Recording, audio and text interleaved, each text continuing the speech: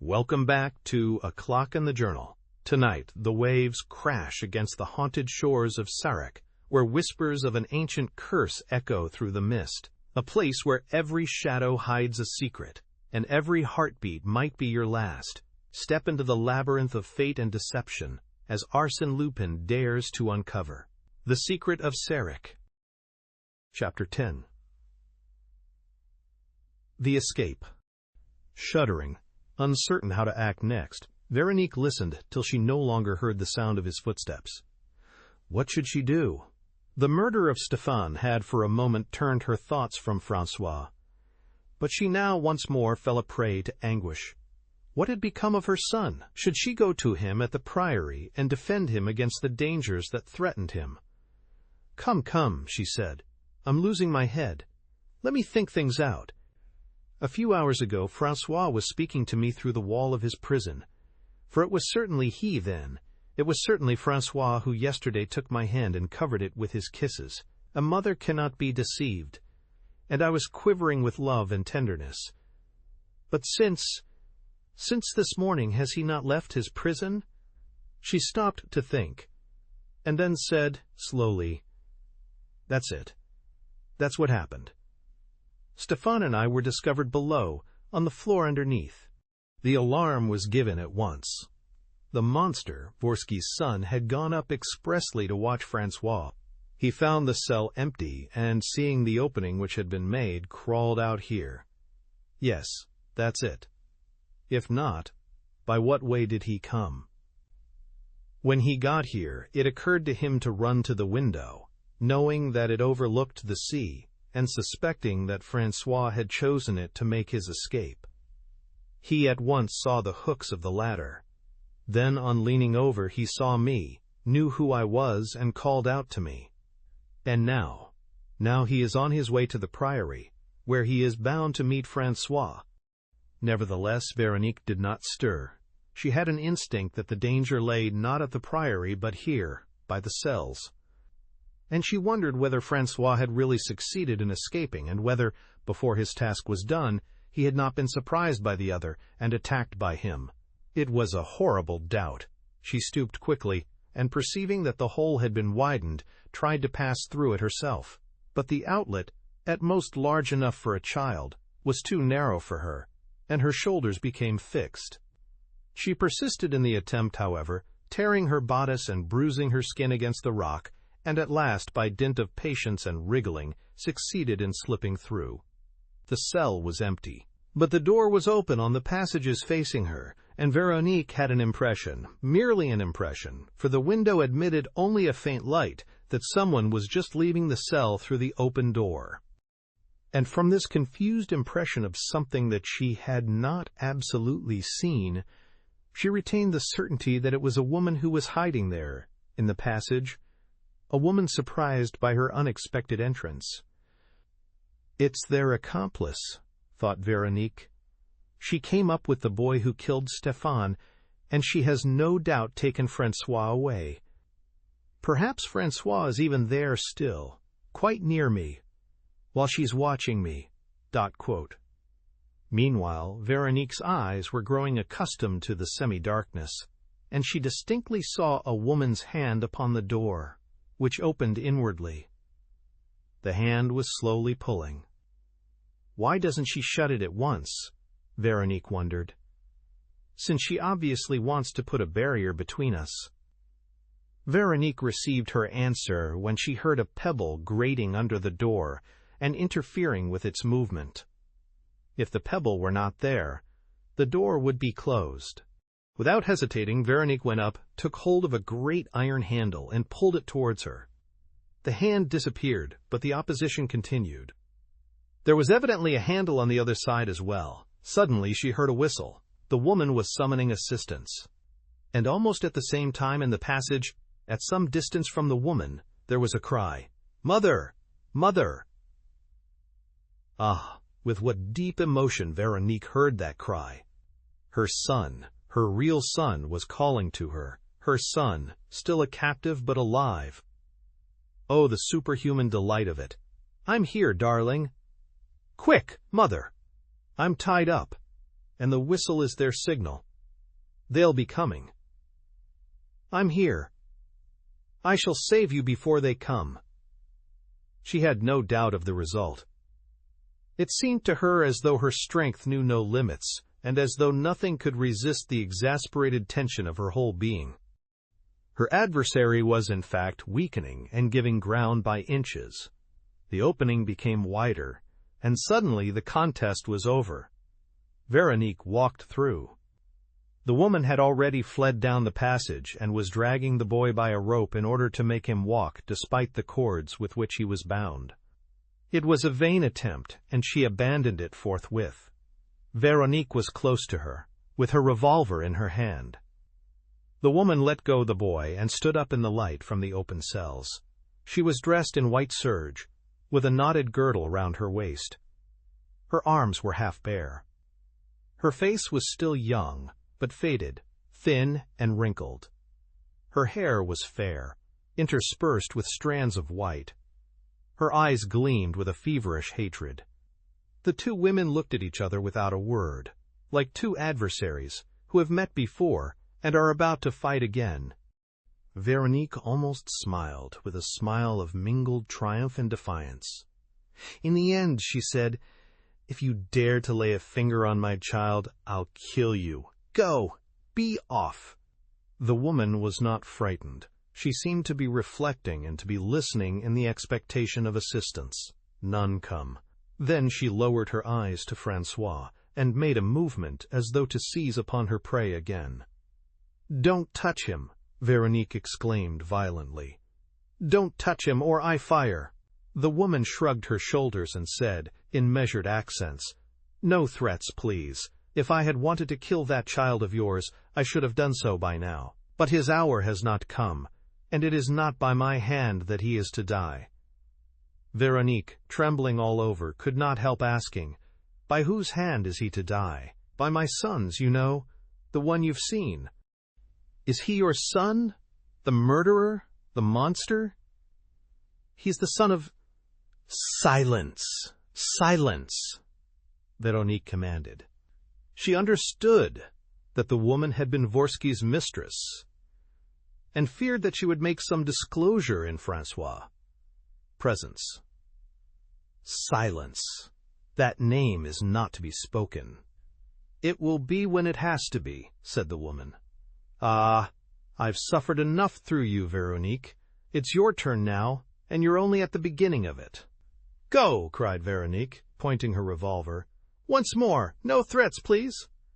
Go, or I fire! I swear it on the head of my son."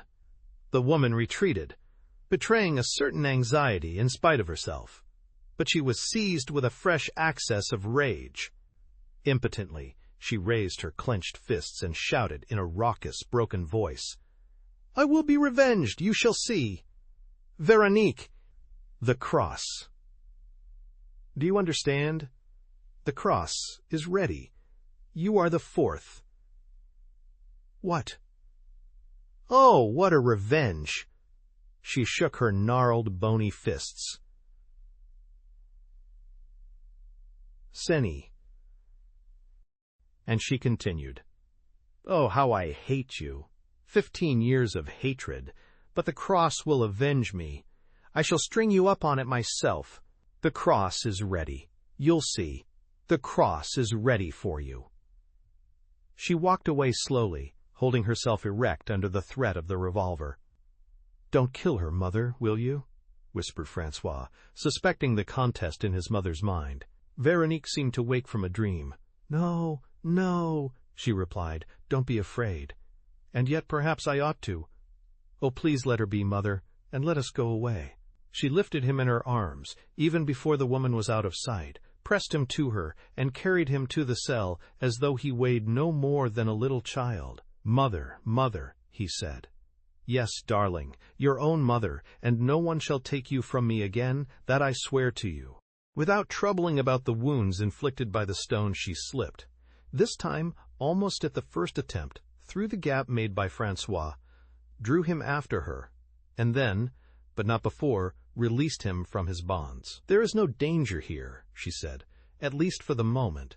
because they can hardly get at us except by the cell, and I shall be able to defend the entrance." Mother and son exchanged the fondest of embraces. There was now no barrier to part their lips and their arms. They could see each other, could gaze into each other's eyes. "How handsome you are, my darling," said Veronique.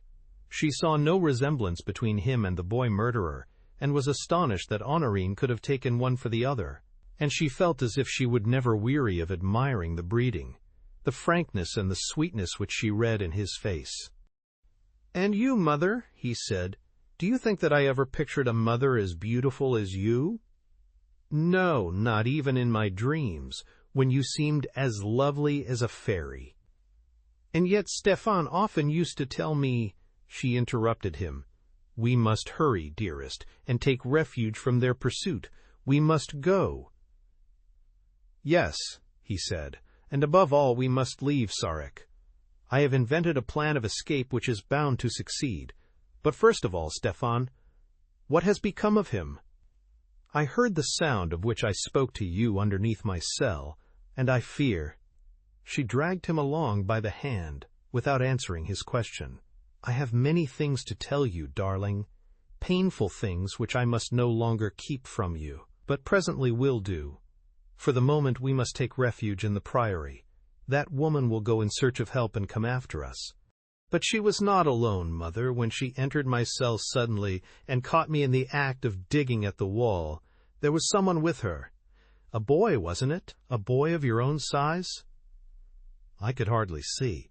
He and the woman fell upon me, bound me, and carried me into the passage. Then the woman left me for a moment, and he went back to the cell. He therefore knows about this tunnel by now, and about the exit in the priory grounds. Yes, I know, but we shall easily get the better of him, and will block up the exit. But there remains the bridge which joins the two islands. Francois objected. "No," she said. "I burnt it down, and the priory is absolutely cut off." They were walking very quickly, Veronique pressing her pace, Francois a little anxious at the words spoken by his mother. "Yes, yes," he said. "I see that there is a good deal which I don't know, and which you have kept from me, mother, in order not to frighten me. For instance, when you burnt down the bridge, it was with the petrol set aside for the purpose, wasn't it? And as arranged with Maguenoc in case of danger? So you were threatened too. And the first attack was made on you, mother? And then there was something that woman said with such a hateful look on her face. And then, above all, what has become of Stefan? They were whispering about him just now in my cell. All this worries me. Then again, I don't see the ladder which you brought. ... Please, dearest, don't let us wait a moment. The woman will have found assistance. ... The boy stopped short. Mother. What? Do you hear anything? Someone walking. Are you sure? Someone coming this way. Oh, she said in a hollow voice. It's the murderer coming back from the priory. She felt her revolver and prepared herself for anything that might happen. But suddenly she pushed Francois towards a dark corner on her left, formed by the entry to one of those tunnels, probably blocked, which she had noticed when she came. Get in there, she said. We shall be all right here. He will not see us. The sound approached. Stand well back, she said, and don't stir. The boy whispered, What's that in your hand? A revolver? Mother, you're not going to fire? I ought to, said Veronique. He's such a monster. It's as with his mother. I ought to have. We shall perhaps regret it. And she added, almost unconsciously, He killed your grandfather. Oh, mother, mother! She supported him, to prevent his falling, and amid the silence she heard the boy sobbing on her breast and stammering, Never mind. Don't fire, mother. ... Here he comes, darling. Here he comes. Look at him. The other passed. He was walking slowly, a little bent, listening for the least sound. He appeared to Veronique to be the exact same size as her son, and this time, When she looked at him with more attention, she was not so much surprised that Honorine and Monsieur d'Ergemont had been taken in, for there were really some points of resemblance, which would have been accentuated by the fact that he was wearing the red cap stolen from François. He walked on. "Do you know him?" asked Veronique. "No, mother." "Are you sure that you never saw him?" "Sure." "And it was he who fell upon you with the woman in your cell?" "I haven't a doubt of it, mother. He even hit me in the face, for no reason, with absolute hatred." "Oh," she said, "this is all incomprehensible. When shall we escape this awful nightmare?" "Quick, mother, the road's clear. Let's make the most of it." On returning to the light, she saw that he was very pale and felt his hand in hers like a lump of ice. Nevertheless, he looked up at her with a smile of happiness. They set out again, and soon, after passing the strip of cliff that joined the two islands and climbing the staircases, they emerged in the open air to the right of Maguinac's garden. The daylight was beginning to wane. "We are saved," said Veronique. "Yes," replied the boy, "but only on condition that they cannot reach us by the same road. We shall have to bar it, therefore." "How?" "Wait for me here. I'll go and fetch some tools at the priory." "Oh, don't let us leave each other, François. You can come with me, mother." "And suppose the enemy arrives in the meantime?" "No, we must defend this outlet." "Then help me, mother." A rapid inspection showed them that one of the two stones which formed a roof above the entrance was not very firmly rooted in its place. They found no difficulty in first shifting and then clearing it. The stone fell across the staircase and was at once covered by an avalanche of earth and pebbles which made the passage, if not impracticable, at least very hard to manage. "All the more so," said François, "as we shall stay here until we are able to carry out my plan. And be easy, mother. It's a sound scheme, and we have nearly managed it." For that matter, they recognized above all that rest was essential. They were both of them worn out. "Lie down, mother. Look, just here. There's a bed of moss under this overhanging rock which makes a regular nest. You'll be as cozy as a queen there and sheltered from the cold." "Oh, my darling, murmured Veronique, overcome with happiness. It was now the time for explanations, and Veronique did not hesitate to give them. The boy's grief at hearing of the death of all those whom he had known would be mitigated by the great joy which he felt at recovering his mother. She therefore spoke without reserve, cradling him in her lap, wiping away his tears, feeling plainly that she was enough to make up for all the lost affections and friendships. He was particularly afflicted by Stéphane's death. "But is it quite certain?" he asked. "For, after all, there is nothing to tell us that he is drowned. Stéphane is a perfect swimmer, and so, yes, mother, we must not despair. On the contrary. Look, here's a friend who always comes at the worst times, to declare that everything is not lost." All's Well came trotting along. The sight of his master did not appear to surprise him. Nothing unduly surprised All's Well. Events, to his mind, always followed one another in a natural order which did not disturb either his habits or his occupations. Tears alone seemed to him worthy of special attention, and Veronique and François were not crying. "You see, mother, All's Well agrees with me. Nothing is lost. But upon my word, All's Well, you're a sharp little fellow. What would you have said, if we'd left the island without you?" Veronique looked at her son. "Left the island? Certainly, and the sooner the better. That's my plan. What do you say to it?" "But how are we to get away?" "In a boat." "Is there one here?" "Yes, mine." "Where?" "Close by, at Sarek Point." "But how are we to get down? The cliff is perpendicular." "She's at the very place where the cliff is steepest. A place known as the postern." The name puzzled Stéphane and myself. A postern suggests an entrance, a gate. Well, we ended by learning that, in the Middle Ages, at the time of the monks, the little isle on which the priory stands was surrounded by ramparts. It was therefore to be presumed that there was a postern here which commanded an outlet on the sea.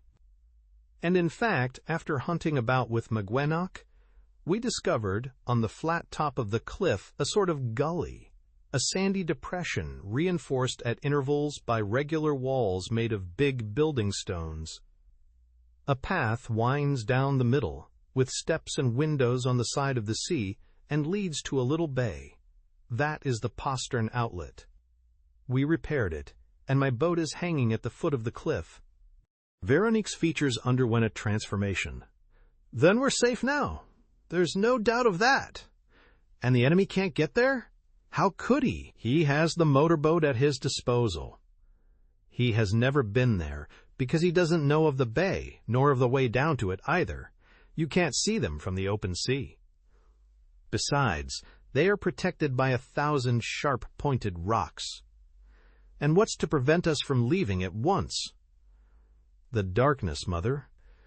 I'm a good mariner and accustomed to navigate all the channels that lead away from Sarek, but I should not be at all sure of not striking some reef or other. No, we must wait for daylight. It seems so long. A few hours' patience, Mother, and we are together, you and I.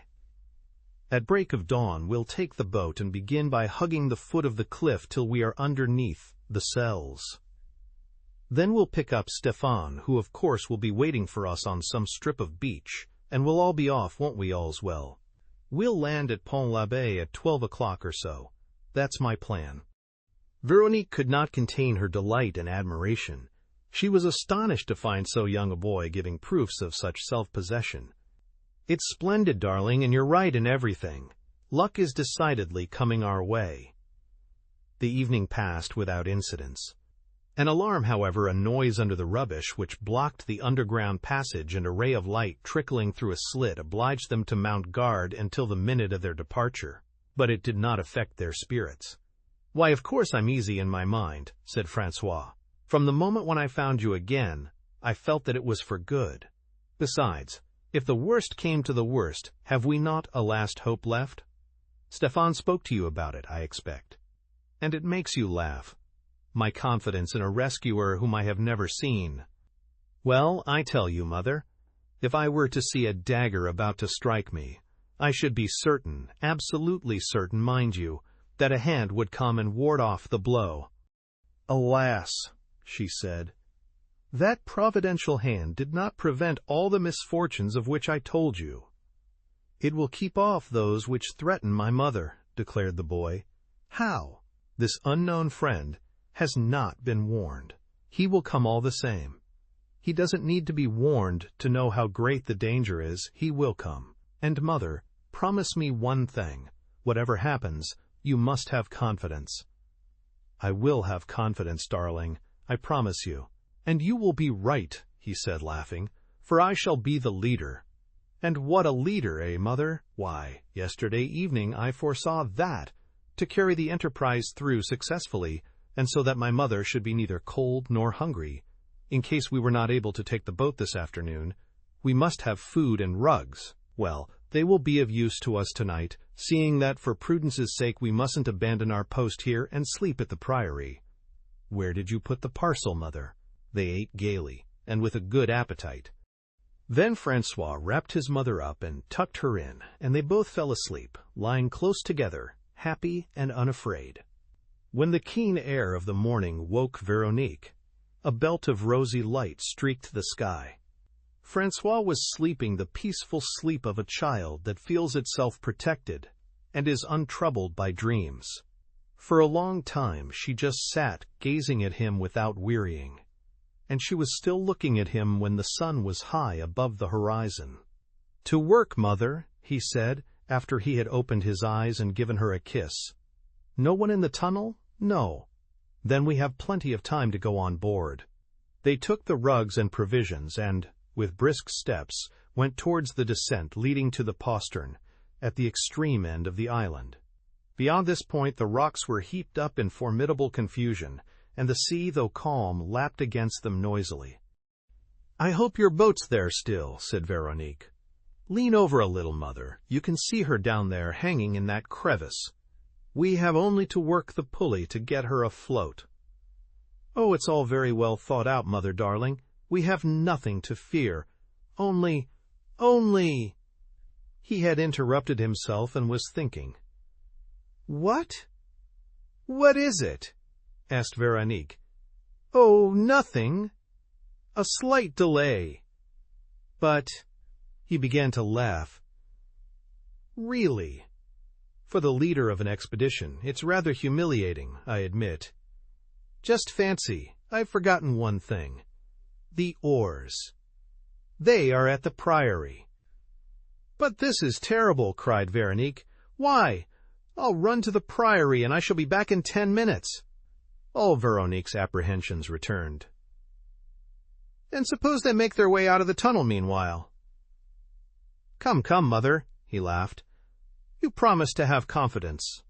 To get out of the tunnel would take them an hour's hard work, and we should hear them. Besides, what's the use of talking, mother? I'll be back at once." He ran off. "Francois! Francois!" He did not reply. "Oh," she thought, once more assailed by forebodings. "I had sworn not to leave him for a second." She followed him at a distance and stopped on a hillock between the fairies, dolmen, and the Calvary of the Flowers. From here she could see the entrance to the tunnel and also saw her son jogging along the grass. He first went into the basement of the Priory, but the oar seemed not to be there, for he came out almost at once and went to the main door, which he opened and disappeared from sight.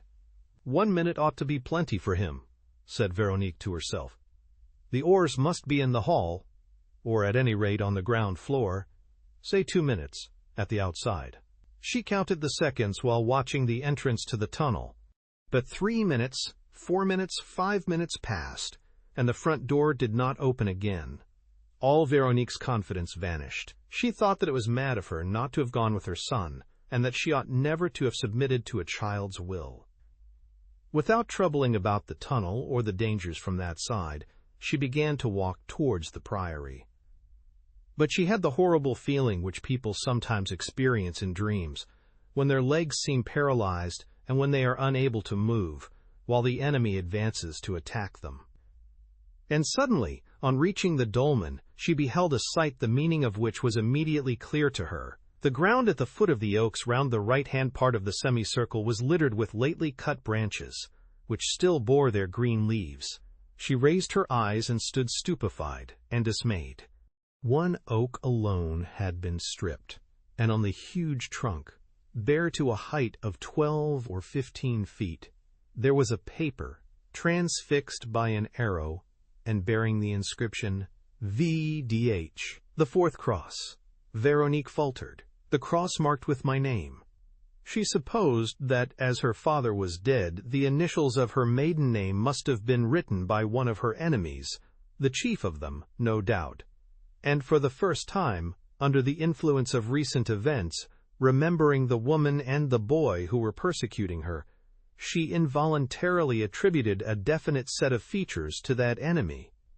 It was a fleeting impression, an improbable theory of which she was not even conscious.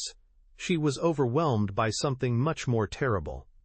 She suddenly understood that the monsters, those creatures of the heath and the cells, the accomplices of the woman and the boy, must have been there, since the cross was prepared. No doubt they had built a footbridge and thrown it over the chasm to take the place of the bridge to which she had set fire. They were masters of the Priory, and Francois was once more in their hands. Then she rushed straight along, collecting all her strength. She in her turn ran over the turf, dotted with ruins, that sloped towards the front of the house. "Francois! Francois! Francois!" She called his name in a piercing voice. She announced her coming with loud cries. Thus did she reach the Priory. One half of the door stood ajar. She pushed it and darted into the hall, crying, "Francois! Francois!" The call rang from floor to attic and throughout the house, but remained unanswered. "Francois! Francois!" She went upstairs, opening doors at random, running into her son's room, into Stéphane's, into Honorine's. She found nobody. "Francois! Francois!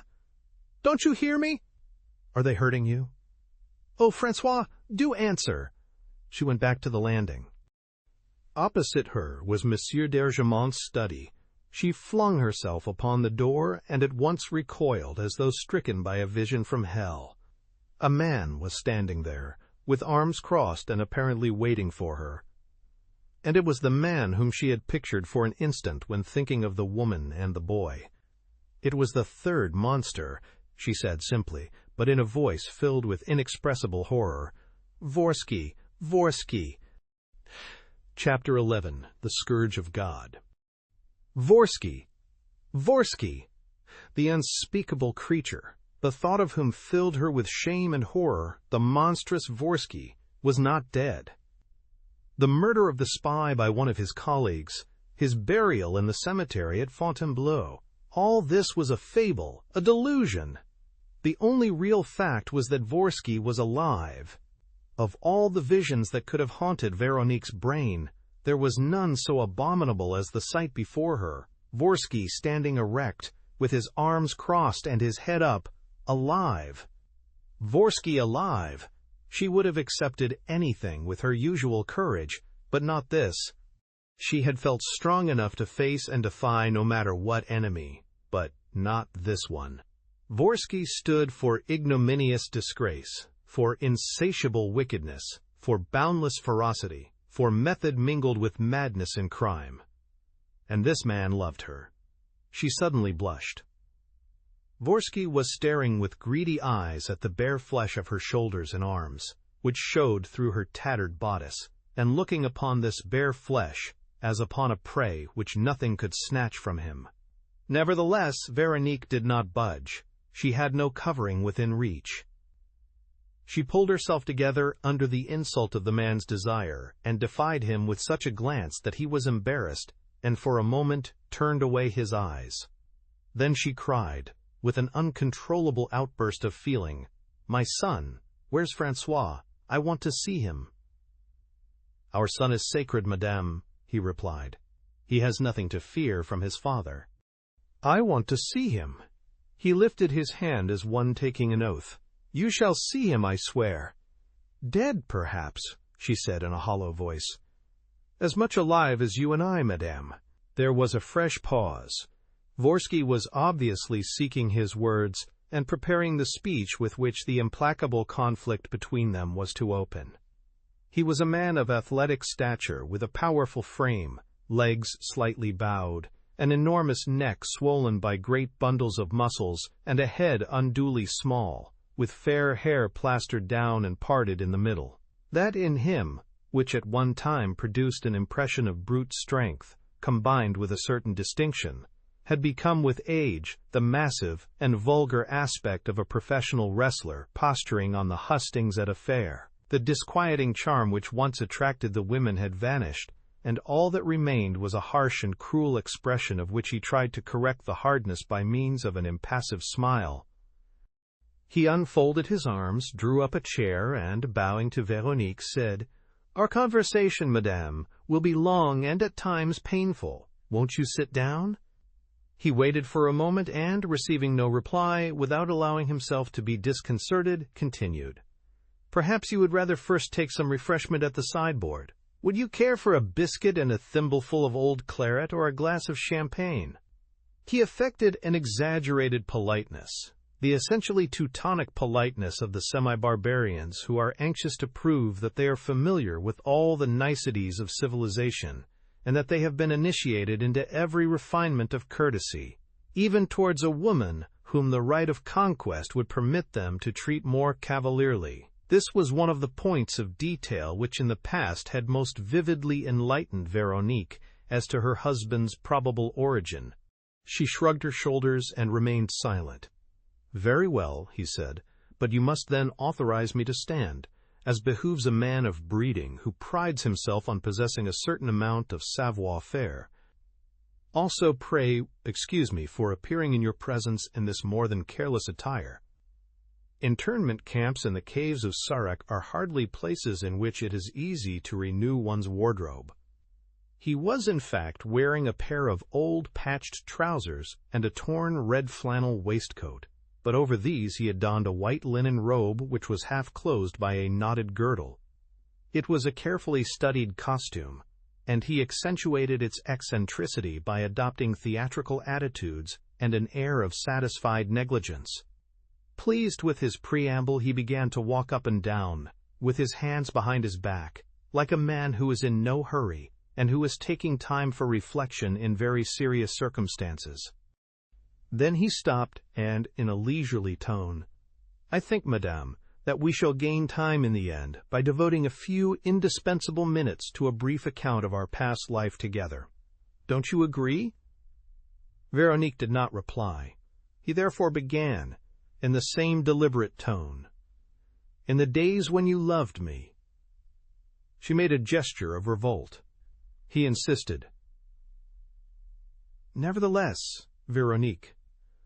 "Oh," she said in an accent of disgust, "I forbid you. That name from your lips. I will not allow it." He smiled and continued, in a tone of condescension. "Don't be annoyed with me, madame. Whatever formula I employ, you may be assured of my respect. I therefore resume my remarks. In the days when you loved me, I was, I must admit, a heartless libertine, a debauchee, not perhaps without a certain style and charm, for I always made the most of my advantages, but possessing none of the qualities of a married man. These qualities I should easily have acquired under your influence, for I loved you to distraction. You had about you a purity that enraptured me, a charm and a simplicity which I have never met with in any woman. A little patience on your part, an effort of kindness, would have been enough to transform me. Unfortunately, from the very first moment, after a rather melancholy engagement, during which you thought of nothing but your father's grief and anger, from the first moment of our marriage, there was a complete and irretrievable lack of harmony between us. You had accepted in spite of yourself the bridegroom who had thrust himself upon you. You entertained for your husband no feeling save hatred and repulsion. These are things which a man like Vorsky does not forgive. So many women, and among them some of the proudest, had given me proof of my perfect delicacy that I had no cause to reproach myself, that the little middle-class person that you were chose to be offended was not my business. Vorsky is one of those who obey their instincts and their passions. Those instincts and passions failed to meet with your approval. That, madame, was your affair. It was purely a matter of taste. I was free. I resumed my own life. Only—" He interrupted himself for a few seconds and then went on. "Only I loved you. And, when a year later certain events followed close upon one another, when the loss of your son drove you into a convent, I was left with my love unassuaged, burning and torturing me. What my existence was, you can guess for yourself, a series of orgies and violent adventures in which I vainly strove to forget you, followed by sudden fits of hope, clues which were suggested to me, in the pursuit of which I flung myself headlong, only to relapse into everlasting discouragement and loneliness. That was how I discovered the whereabouts of your father and your son. That was how I came to know their retreat here, to watch them, to spy upon them, either personally or with the aid of people who were entirely devoted to me. In this way I was hoping to reach yourself, the sole object of my efforts and the ruling motive of all my actions, when war was declared. A week later, having failed in an attempt to cross the frontier, I was imprisoned in an internment camp." He stopped. His face became still harder, and he growled, "Oh, the hell that I went through there! Vorsky, the son of a king, mixed up with all the waiters and pickpockets of the fatherland. Vorsky a prisoner, scoffed at and loathed by all. Vorsky unwashed and eaten up with vermin. My God, how I suffered! But let us pass on. What I did, to escape from death, I was entitled to do. If someone else was stabbed in my stead, if someone else was buried in my name in a corner of France, I do not regret it. The choice lay between him and myself. I made my choice. and it was perhaps not only my persistent love of life that inspired my action. It was also, and this above all is a new thing, an unexpected dawn which broke in the darkness and which was already dazzling me with its glory. But this is my secret. We will speak of it later, if you force me to. For the moment, in the face of all this rhetoric delivered with the emphasis of an actor rejoicing in his eloquence and applauding his own periods, Veronique had retained her impassive attitude. Not one of those lying declarations was able to touch her. She seemed to be thinking of other things. He went up to her and, to compel her attention, continued, in a more aggressive tone, "You do not appear to suspect, madame, that my words are extremely serious. They are, however, and they will become even more so. But, before approaching more formidable matters, and in the hope of avoiding them altogether, I should like to make an appeal, not to your spirit of conciliation, for there is no conciliation possible with you, but to your reason, to your sense of reality. After all, you cannot be ignorant of your present position, of the position of your son." She was not listening. He was absolutely convinced of it. Doubtless absorbed by the thought of her son, she read not the least meaning into the words that reached her ears. Nevertheless, irritated and unable to conceal his impatience, he continued, "My offer is a simple one, and I hope and trust that you will not reject it. In Francois' name, and because of my feelings of humanity and compassion, I ask you to link the present to the past, of which I have sketched the main features. From the social point of view, the bond that unites us has never been shattered. You are still in name and in the eyes of the law." He ceased, stared at Veronique, and then, clapping his hand violently on her shoulder, shouted, "Listen, you baggage, can't you? It's Vorsky speaking." Veronique lost her balance, saved herself by catching at the back of a chair, and once more stood erect before her adversary, with her arms folded and her eyes full of scorn. This time Vorsky again succeeded in controlling himself. He had acted under impulse and against his will. His voice retained an imperious and malevolent intonation. "I repeat that the past still exists. Whether you like it or not, madame, you are Vorsky's wife. And it is because of this undeniable fact that I am asking you, if you please, to consider yourself so today. Let us understand each other. If I do not aim at obtaining your love or even your friendship, I will not accept either that we should return to our former hostile relations. I do not want the scornful and distant wife that you have been. I want a woman who will submit herself, who will be the devoted, attentive, faithful companion." "The slave," murmured Veronique. "Yes," he exclaimed, "the slave. You have said it. I don't shrink from words any more than I do from deeds. The slave. And why not? A slave understands her duty, which is blindly to obey, bound hand and foot, perinde ac cadaver. Does the part appeal to you? Will you belong to me body and soul? As for your soul, I don't care a fig about that. What I want, you know well enough, don't you? What I want is what I have never had. Your husband? Ha ha, have I ever been your husband? Look back into my life as I will. Amid all my seething emotions and delights, I do not find a single memory to remind me that there was ever between us anything but the pitiless struggle of two enemies. When I look at you, I see a stranger in the past as in the present. Well, since my luck has turned, since I once more have you in my clutches, it shall not be so in the future. It shall not be so tomorrow, nor even tonight, Veronique. I am the master. You must accept the inevitable. Do you accept?" He did not wait for her answer, and, raising his voice still higher, roared, "Do you accept? No subterfuges or false promises. Do you accept? If so, go on your knees, make the sign of the cross, and say, in a firm voice, 'I accept. I will be a consenting wife. I will submit to all your orders and to all your whims. You are the master." She shrugged her shoulders and made no reply.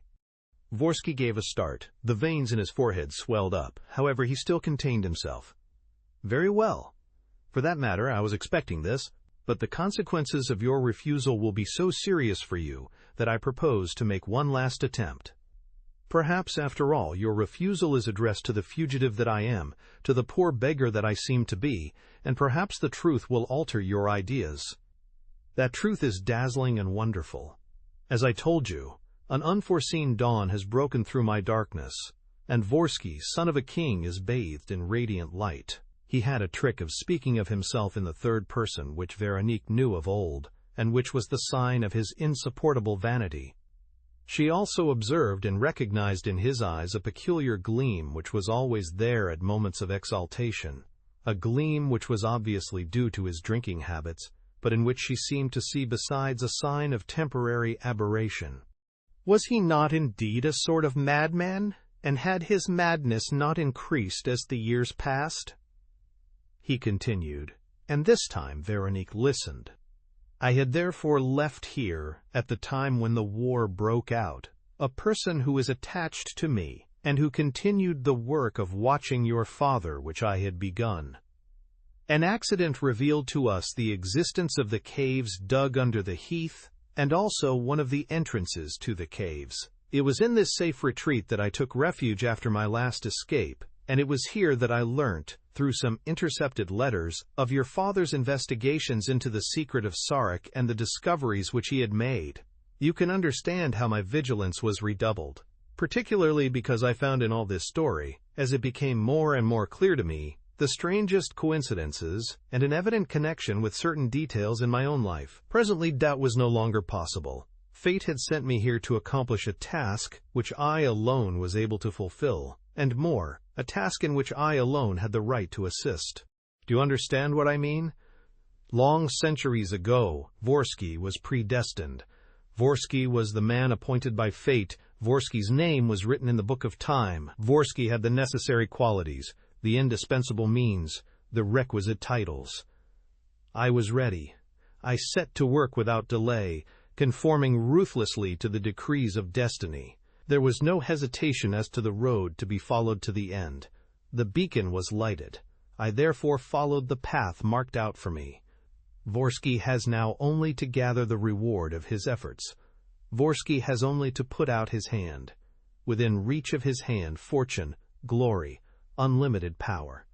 In a few hours, Vorsky, son of a king, will be king of the world. It is this kingdom that he offers you. He was becoming more and more declamatory, more and more of the emphatic and pompous play-actor. He bent towards Veronique. Will you be a queen, an empress, and soar above other women, even as Vorsky will dominate other men? Queen by right of gold and power, even as you are already queen by right of beauty? Will you? Vorsky's slave, but mistress of all those over whom Vorsky holds sway? Will you? Understand me clearly. It is not a question of your making a single decision. You have to choose between two. There is, mark you, the alternative to your refusal, either the kingdom which I am offering, or else— He paused, and then, in a grating tone, completed his sentence. Or else the cross. Veronique shuddered. The dreadful word, the dreadful thing, appeared once more, and she now knew the name of the unknown executioner. The cross, he repeated, with an atrocious smile of content. It is for you to choose. On the one hand, all the joys and honors of life. On the other hand, death by the most barbarous torture. Choose. There is nothing between the two alternatives. You must select one or the other. And observe that there is no unnecessary cruelty on my part, no vain ostentation of authority. I am only the instrument. The order comes from a higher power than mine, it comes from destiny. For the divine will to be accomplished, Veronique d'Ergemont must die and die on the cross. This is explicitly stated. There is no remedy against fate. There is no remedy unless one is Vorsky and, like Vorsky, is capable of every audacity, of every form of cunning. If Vorsky was able, in the forest of Fontainebleau, to substitute a sham Vorsky for the real one. If Vorsky thus succeeded in escaping the fate which condemned him, from his childhood, to die by the knife of a friend, he can certainly discover some stratagem by which the divine will is accomplished, while the woman he loves is left alive. But in that case she will have to submit.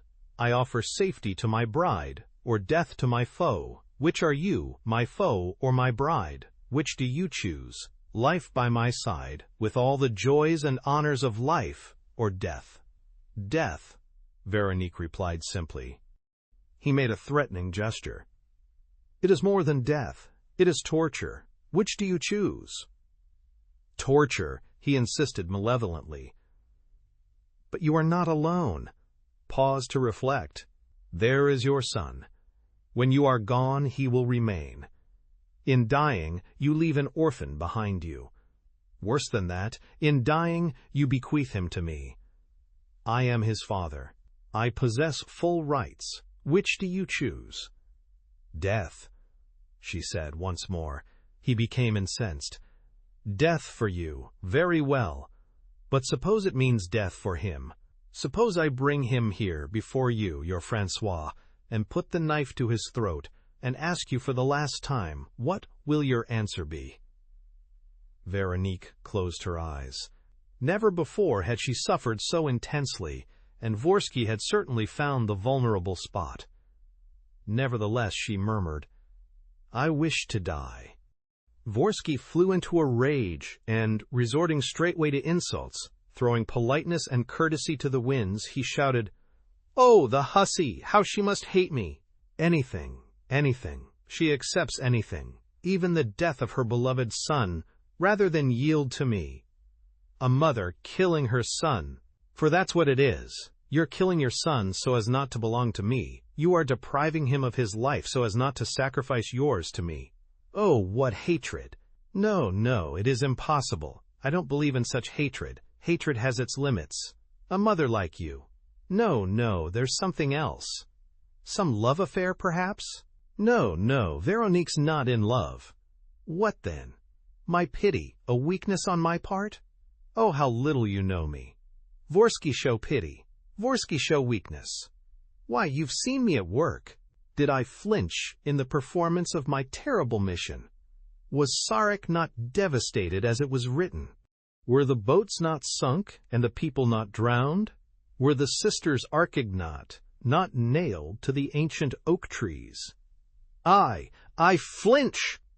Listen, when I was a child, with these two hands of mine, I wrung the necks of dogs and birds. With these two hands, I flayed goats alive and plucked the live chickens in the poultry yard. Pity indeed. Do you know what my mother called me? Attila. And when she was mystically inspired and read the future in these hands of mine, or on the tarot cards, Attila Vorsky, that great seer, would say, You shall be the instrument of providence. You shall be the sharp edge of the blade, the point of the dagger, the bullet in the rifle, the noose in the rope. Scourge of God, Scourge of God, your name is written at full length in the books of time. It blazes among the stars that shone at your birth. Scourge of God, Scourge of God, and you hope that my eyes will be wet with tears? Nonsense! Does the hangman weep? It is the weak who weep, those who fear, lest they be punished, lest their crimes be turned against themselves. But I. Our ancestors feared but one thing, that the sky should fall upon their heads. What have I to fear? I am God's accomplice. He has chosen me among all men. It is God that has inspired me, the God of the fatherland, the old German God, for whom good and evil do not count where the greatness of his sons is at stake. The spirit of evil is within me. I love evil, I thirst after evil. So you shall die, Veronique, and I shall laugh when I see you suffering on the cross. He was already laughing. He walked with great strides, stamping noisily on the floor. He lifted his arms to the ceiling, and Veronique, quivering with anguish, saw the red frenzy in his bloodshot eyes. He took a few more steps, and then came up to her, and, in a restrained voice, snarling with menace, "On your knees, Veronique, and beseech my love. It alone can save you." Vorsky knows neither pity nor fear, but he loves you, and his love will stop at nothing. Take advantage of it, Veronique. Appeal to the past. Become the child that you once were, and perhaps one day I shall drag myself at your feet. Veronique, do not repel me. A man like me is not to be repelled. One who loves as I love you, Veronique, as I love you, is not to be defied. She suppressed a cry. She felt his hated hands on her bare arms. She tried to release herself, but he, much stronger than she, did not let go and continued in a panting voice. "Do not repel me. It is absurd. It is madness. You must know that I am capable of anything." "Well, the cross is horrible. To see your son dying before your eyes. Is that what you want? Accept the inevitable. Vorsky will save you. Vorsky will give you the most beautiful life. Oh, how you hate me. But no matter. I accept your hatred. I love your hatred. I love your disdainful mouth. I love it more than if it offered itself of its own accord." He ceased speaking. An implacable struggle took place between them. Veronique's arms vainly resisted his closer and closer grip. Her strength was failing her. She felt helpless, doomed to defeat. Her knees gave way beneath her. Opposite her, and quite close, Vorsky's eyes seemed filled with blood, and she was breathing the monster's breath. Then, in her terror, she bit him with all her might, and, profiting by a second of discomfiture, she released herself with one great effort, leapt back, drew her revolver, and fired once and again. The 2 bullets whistled past Vorsky's ears and sent fragments flying from the wall behind him. She had fired too quickly, at random. "Oh, the jade!" he roared. "She nearly did for me." In a second he had his arms round her body, and with an irresistible effort bent her backwards, turned her round, and laid her on a sofa. Then he took a cord from his pocket and bound her firmly and brutally. There was a moment's respite and silence.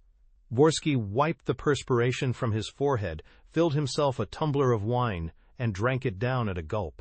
"That's better," he said, placing his foot on his victim, "and confess that this is best all round.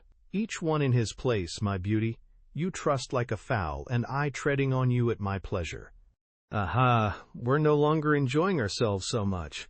We're beginning to understand that it's a serious matter. You needn't be afraid, you baggage. Vorsky's not the man to take advantage of a woman. No, that would be to play with fire and to burn with a longing which this time would kill me. I'm not such a fool as that. How should I forget you afterwards? One thing only can make me forget and give me my peace of mind: your death. And, since we understand each other on that subject, all's well. For it's settled, isn't it? You want to die?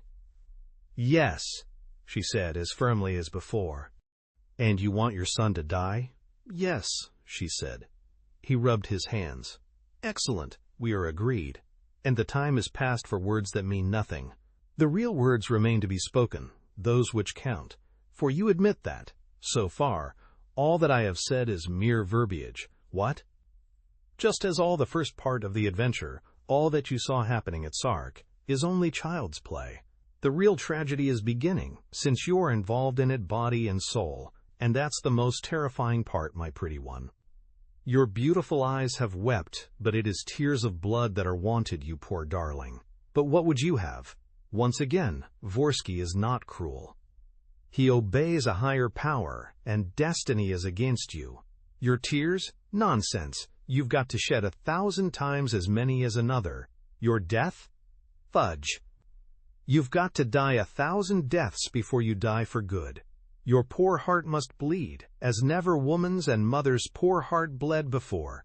Are you ready, Veronique? You shall hear really cruel words, to be followed perhaps by words more cruel still. Oh, fate is not spoiling you, my pretty one. He poured himself out a second glass of wine and emptied it in the same gluttonous fashion.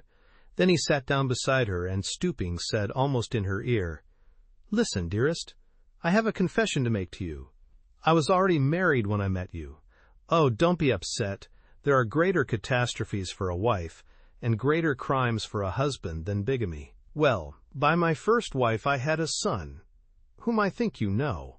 You exchanged a few amicable remarks with him in the passage of the cells. Between ourselves, he's a regular bad lot, that excellent Reynold, a rascal of the worst, in whom I enjoy the pride of discovering, raised to their highest degree, some of my best instincts, and some of my chief qualities. He is a second addition to myself, but he already outstrips me, and now and then alarms me. Whew, what a devil! At his age, a little over 15, I was an angel compared with him. Now it so happens that this fine fellow has to take the field against my other son, against our dear Francois. Yes, such is the whim of destiny, which, once again, gives orders, and of which, once again, I am the clear-sighted and subtle interpreter. Of course, it is not a question of a protracted and daily struggle. On the contrary, something short, violent and decisive. A duel, for instance. That's it, a duel, you understand? A serious duel. Not a turn with the fists, ending in a few bruises. No, what you call a duel to the death, because one of the two adversaries must be left on the ground, because there must be a victor and a victim, in short, a living combatant and a dead one. Veronique had turned her head a little, and she saw that he was smiling. Never before had she so plainly perceived the madness of that man, who smiled at the thought of a mortal contest between two children, both of whom were his sons. The whole thing was so extravagant that Veronique, so to speak, did not suffer. It was all outside the limits of suffering. "There is something better, Veronique," he said, gloating over every syllable. "There's something better. Yes, destiny has devised a refinement which I dislike, but to which, as a faithful servant, I have to give effect. It is devised that you should be present at the duel. Capital. You, Francois, mother, must see him fight. And upon my word, I wonder whether that apparent malevolence is not a mercy in disguise. Let us say that you owe it to me, shall we, and that I myself am granting you this unexpected, I will even say, this unjust favor? For, when all is said, though Reynold is more powerful and experienced than Francois, and though, logically, Francois ought to be beaten, how it must add to his courage and strength to know that he is fighting before his mother's eyes. He will feel like a knight-errant who stakes all his pride on winning. He will be a son whose victory will save his mother. At least, so he will think. Really, the advantage is too great. And you can thank me, Veronique, if this duel, as I am sure it will, does not, and I am sure that it will not, make your heart beat a little faster, unless I carry out the infernal program to the end. Ah, in that case, you poor little thing." He gripped her once more, and, lifting her to her feet in front of him, pressing his face against hers, he said, in a sudden fit of rage, "So you won't give in?" "No, no," she cried. "You will never give in?" "Never, never, never," she repeated, with increasing vehemence. "You hate me more than everything?" "I hate you more than I love my son." "You lie, he snarled. "You lie. Nothing comes above your son." Yes, my hatred for you, all Veronique's passion of revolt, all the detestation which she had succeeded in restraining now burst forth. And, indifferent to what might come of it, she flung the words of hatred full in his face. "I hate you. I hate you. I would have my son die before my eyes. I would witness his agony, anything rather than the horror of your sight and presence. I hate you. You killed my father. You are an unclean murderer, a half-witted savage idiot, a criminal lunatic. I hate you." He lifted her with an effort, carried her to the window, and threw her on the ground, spluttering, "On your knees! On your knees! The punishment is beginning. You would scoff at me, you hussy, would you? Well, you shall see." He forced her to her knees, and then, pushing her against the lower wall and opening the window, he fastened her head to the rail of the balcony by means of a cord round her neck and under her arms. He ended by gagging her with a scarf. "And now look," he cried, "the curtain's going up. Boy Francois doing his exercises. Oh, you hate me, do you? Oh, you would rather have hell than a kiss from Vorsky? Well, my darling, you shall have hell, and I'm arranging a little performance for you, one of my own composing and a highly original one at that. Also, I may tell you, it's too late now to change your mind. The thing's irrevocable. You may beg and entreat for mercy as much as you like. It's too late. The duel, followed by the cross. That's the program. Say your prayers, Veronique, and call on heaven. Shout for assistance if it amuses you. Listen, I know that your brat is expecting a rescuer, a professor of claptrap, a Don Quixote of adventure. Let him come. Vorsky will give him the reception he deserves. The more the merrier. We shall see some fun. And if the very gods join in the game and take up your defense, I shan't care. It's no longer their business, it's my business. It's no longer a question of Sarek and the treasure and the great secret and all the humbug of the Godstone. It's a question of yourself. You have spat in Vorsky's face, and Vorsky is taking his revenge. He is taking his revenge. It is the glorious hour. What exquisite joy! To do evil as others do good, lavishly and profusely. To do evil, to kill, torture, break, ruin, and destroy. Oh, the fierce delight of being a Vorsky! He stamped across the room, striking the floor at each step and hustling the furniture. His haggard eyes roamed in all directions. He would have liked to begin his work of destruction at once, strangling some victim, giving work to his greedy fingers, executing the incoherent orders of his insane imagination. Suddenly he drew a revolver and, brutishly, stupidly, fired bullets into the mirrors, the pictures, the window panes. And, still gesticulating, still capering about, an ominous and sinister figure, he opened the door, bellowing, "Vorsky's having his revenge! Vorsky's having his revenge!" Chapter 12. The Ascent of Golgotha. 20 or 30 minutes elapsed. Veronique was still alone. The cords cut into her flesh, and the rails of the balcony bruised her forehead. The gag choked her. Her knees, bent in two and doubled up beneath her, carried the whole weight of her body. It was an intolerable position, an unceasing torture. Still, though she suffered, she was not very clearly aware of it. She was unconscious of her physical suffering, and she had already undergone such mental suffering that this supreme ordeal did not awaken her drowsing senses. She hardly thought. Sometimes she said to herself that she was about to die, and she already felt the repose of the afterlife, as one sometimes, amidst a storm, feels in advance the wide peace of the harbor. Hideous things were sure to happen between the present moment and the conclusion which would set her free, but her brain refused to dwell on them, and her son's fate in particular elicited only momentary thoughts which were immediately dispersed. At heart, as there was nothing to enlighten her as to her frame of mind, she was hoping for a miracle. Would the miracle occur in Vorsky? Incapable of generosity though he was, would not the monster hesitate nonetheless in the presence of an utterly unnecessary crime? A father does not kill his son, or at least the act must be brought about by imperative reasons, and Vorsky had no such reasons to allege against a mere child whom he did not know and whom he could not hate except with an artificial hatred.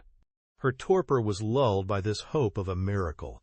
All the sounds which re-echoed through the house, sounds of discussions, sounds of hurrying footsteps, seemed to her to indicate not so much the preparations for the events foretold as the sign of interruptions which would ruin all Vorsky's plans.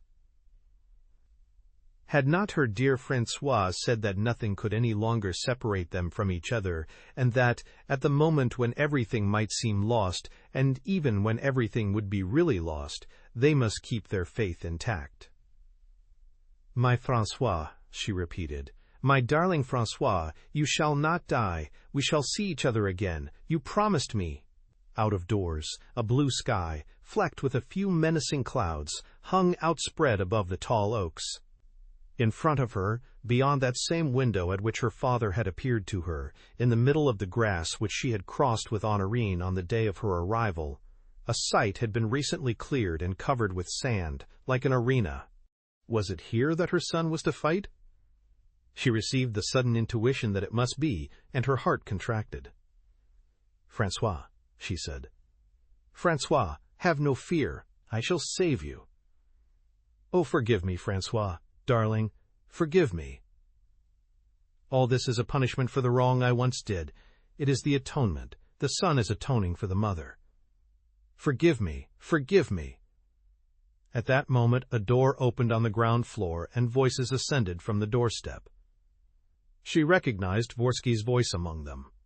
"So it's understood," he said. "We shall each go our own way. You two on the left, I on the right. You'll take this kid with you, I'll take the other, and we'll meet in the lists. You'll be the seconds, so to speak, of yours, and I'll be the second of mine, so that all the rules will be observed." Veronique shut her eyes, for she did not wish to see her son, who would no doubt be maltreated, led out to fight like a slave. She could hear the creaking of two sets of footsteps following the two circular paths. Vorsky was laughing and speechifying. The groups turned and advanced in opposite directions. "Don't come any nearer," Vorsky ordered. "Let the two adversaries take their places. Halt, both of you. Good. And not a word, do you hear? If either of you speaks, I shall cut him down without mercy. Are you ready? Begin!" So the terrible thing was commencing. In accordance with Vorsky's will, the duel was about to take place before the mother, the son was about to fight before her face. How could she do other than look? She opened her eyes. She at once saw the two come to grips and hold each other off. But she did not at once understand what she saw. Or at least she failed to understand its exact meaning. She saw the two boys, it was true. But which of them was Francois and which was Reynold? "Oh," she stammered, "it's horrible. And yet, no, I must be mistaken. It's not possible." She was not mistaken. The two boys were dressed alike, in the same velvet knickerbockers, the same white flannel shirts, the same leather belts, but each had his head wrapped in a red silk scarf, with two holes for the eyes, as in a highwayman's mask. Which was Francois? Which was Reynold? Now she remembered Vorsky's inexplicable threat. This was what he meant by the program drawn up by himself. This was to what he alluded when he spoke of a little play of his composing. Not only was the son fighting before the mother, but she did not know which was her son. It was an infernal refinement of cruelty. Vorsky himself had said so. No agony could add to Veronique's agony. The miracle which she had hoped for lay chiefly in herself and in the love which she bore her son. Because her son was fighting before her eyes, she felt certain that her son could not die. She would protect him against the blows and against the ruses of the foe. She would make the dagger swerve. She would ward off death from the head which she adored.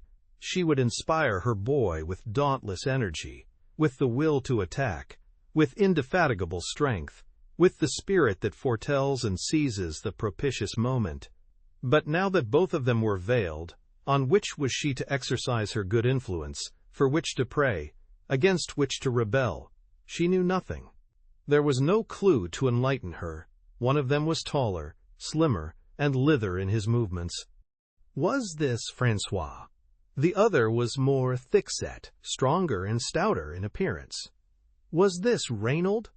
She could not tell. Nothing but a glimpse of a face, or even a fleeting expression, could have revealed the truth to her. But how was she to pierce the impenetrable mask? And the fight continued, more terrible for her than if she had seen her son with his face uncovered. "Bravo!" cried Vorsky, applauding an attack. He seemed to be following the duel like a connoisseur, with the affectation of impartiality displayed by a good judge of fighting, who above all things wants the best man to win. And yet it was one of his sons that he had condemned to death. Facing her stood the two accomplices, both of them men with brutal faces, pointed skulls and big noses with spectacles. One of them was extremely thin. The other was also thin, but with a swollen paunch like a leather bottle. These two did not applaud and remained indifferent, or perhaps even hostile, to the sight before them. "Capital!" cried Vorsky approvingly. "Well parried! Oh, you're a couple of sturdy fellows, and I'm wondering to whom to award the palm." He pranced around the adversaries, urging them on in a hoarse voice in which Veronique, remembering certain scenes in the past, seemed to recognize the effects of drink. Nevertheless, the poor thing made an effort to stretch out her bound hands towards him, and she moaned under her gag, "Mercy, mercy, I can't bear it! Have pity!" It was impossible for her martyrdom to last. Her heart was beating so violently that it shook her from head to foot, and she was on the point of fainting when an incident occurred that gave her fresh life. One of the boys, after a fairly stubborn tussle, had jumped back and was swiftly bandaging his right wrist, from which a few drops of blood were trickling. Veronique seemed to remember seeing in her son's hand the small blue and white handkerchief which the boy was using. She was immediately and irresistibly convinced the boy, it was the more slender and agile of the two, had more grace than the other, more distinction, greater elegance of movement. "It's Francois," she murmured. Yes, it's he. It's you, isn't it, my darling? I recognize you now. The other is common and heavy. It's you, my darling. Oh, my Francois, my dearest Francois." In fact, though both were fighting with equal fierceness, this one displayed less savage fury and blind rage in his efforts. It was as though he were trying not so much to kill his adversary as to wound him, and as though his attacks were directed rather to preserving himself from the death that lay in wait for him. Veronique felt alarmed and stammered, as though he could hear her. "Don't spare him, my darling. He's a monster, too. Oh dear, if you're generous, you're lost. Francois, mind what you're doing." The blade of the dagger had flashed over the head of the one whom she called her son, and she had cried out, under her gag, to warn him. Francois having avoided the blow, she felt persuaded that her cry had reached his ears, and she continued instinctively to put him on his guard and advise him, "Take a rest. Get your breath. Whatever you do, keep your eyes on him. He's getting ready to do something. He's going to rush at you. Here he comes. Oh, my darling. Another inch, and he would have stabbed you in the neck. Be careful, darling. He's treacherous. There's no trick too mean for him to play." But the unhappy mother felt, however reluctant she might yet be to admit it, that the one whom she called her son was beginning to lose strength. Certain signs proclaimed a reduced power of resistance, while the other, on the contrary, was gaining in eagerness and vigor. Francois retreated until he reached the edge of the arena. "Hi, you boy," grinned Vorsky.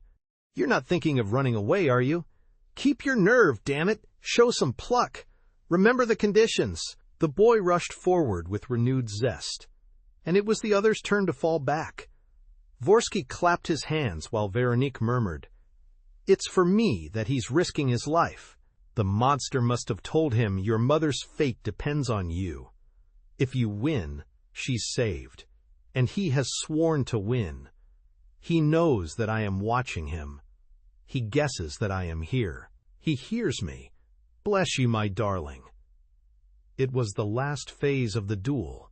Veronique trembled all over, exhausted by her emotion and by the too violent alternation of hope and anguish. Once again her son lost ground, and once again he leapt forward. But, in the final struggle that followed, he lost his balance and fell on his back, with his right arm caught under his body. His adversary at once stooped, pressed his knee on the other's chest, and raised his arm. The dagger gleamed in the air. "Help! Help!" Veronique gasped, choking under her gag. She flattened her breast against the wall without thinking of the cords which tortured her. Her forehead was bleeding, cut by the sharp corner of the rail, and she felt that she was about to die of the death of her son. Vorsky had approached and stood without moving, with a merciless look on his face. 20 seconds, 30 seconds passed. With his outstretched left hand, Francois checked his adversary's attempt. But the victorious arm sank lower and lower, the dagger descended. The point was only an inch or two from the neck. Vorsky stooped. Just then he was behind Reynold, so that neither Reynold nor Francois could see him, and he was watching most attentively as though intending to intervene at some given moment. But in whose favor would he intervene? Was it his plan to save Francois? Veronique no longer breathed. Her eyes were enormously dilated. She hung between life and death. The point of the dagger touched the neck and must have pricked the flesh, but only very slightly, for it was still held back by Francois. Resistance. Vorsky bent lower. He stood over the fighters and did not take his eyes from the deadly point. Suddenly he took a penknife from his pocket, opened it and waited. A few more seconds elapsed. The dagger continued to descend. Then quickly he gashed Reynold's shoulder with the blade of his knife.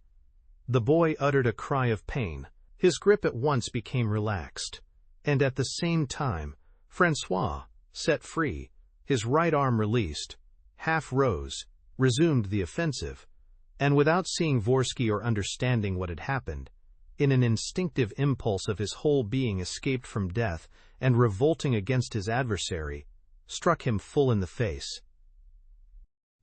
Reynold in his turn fell like a log.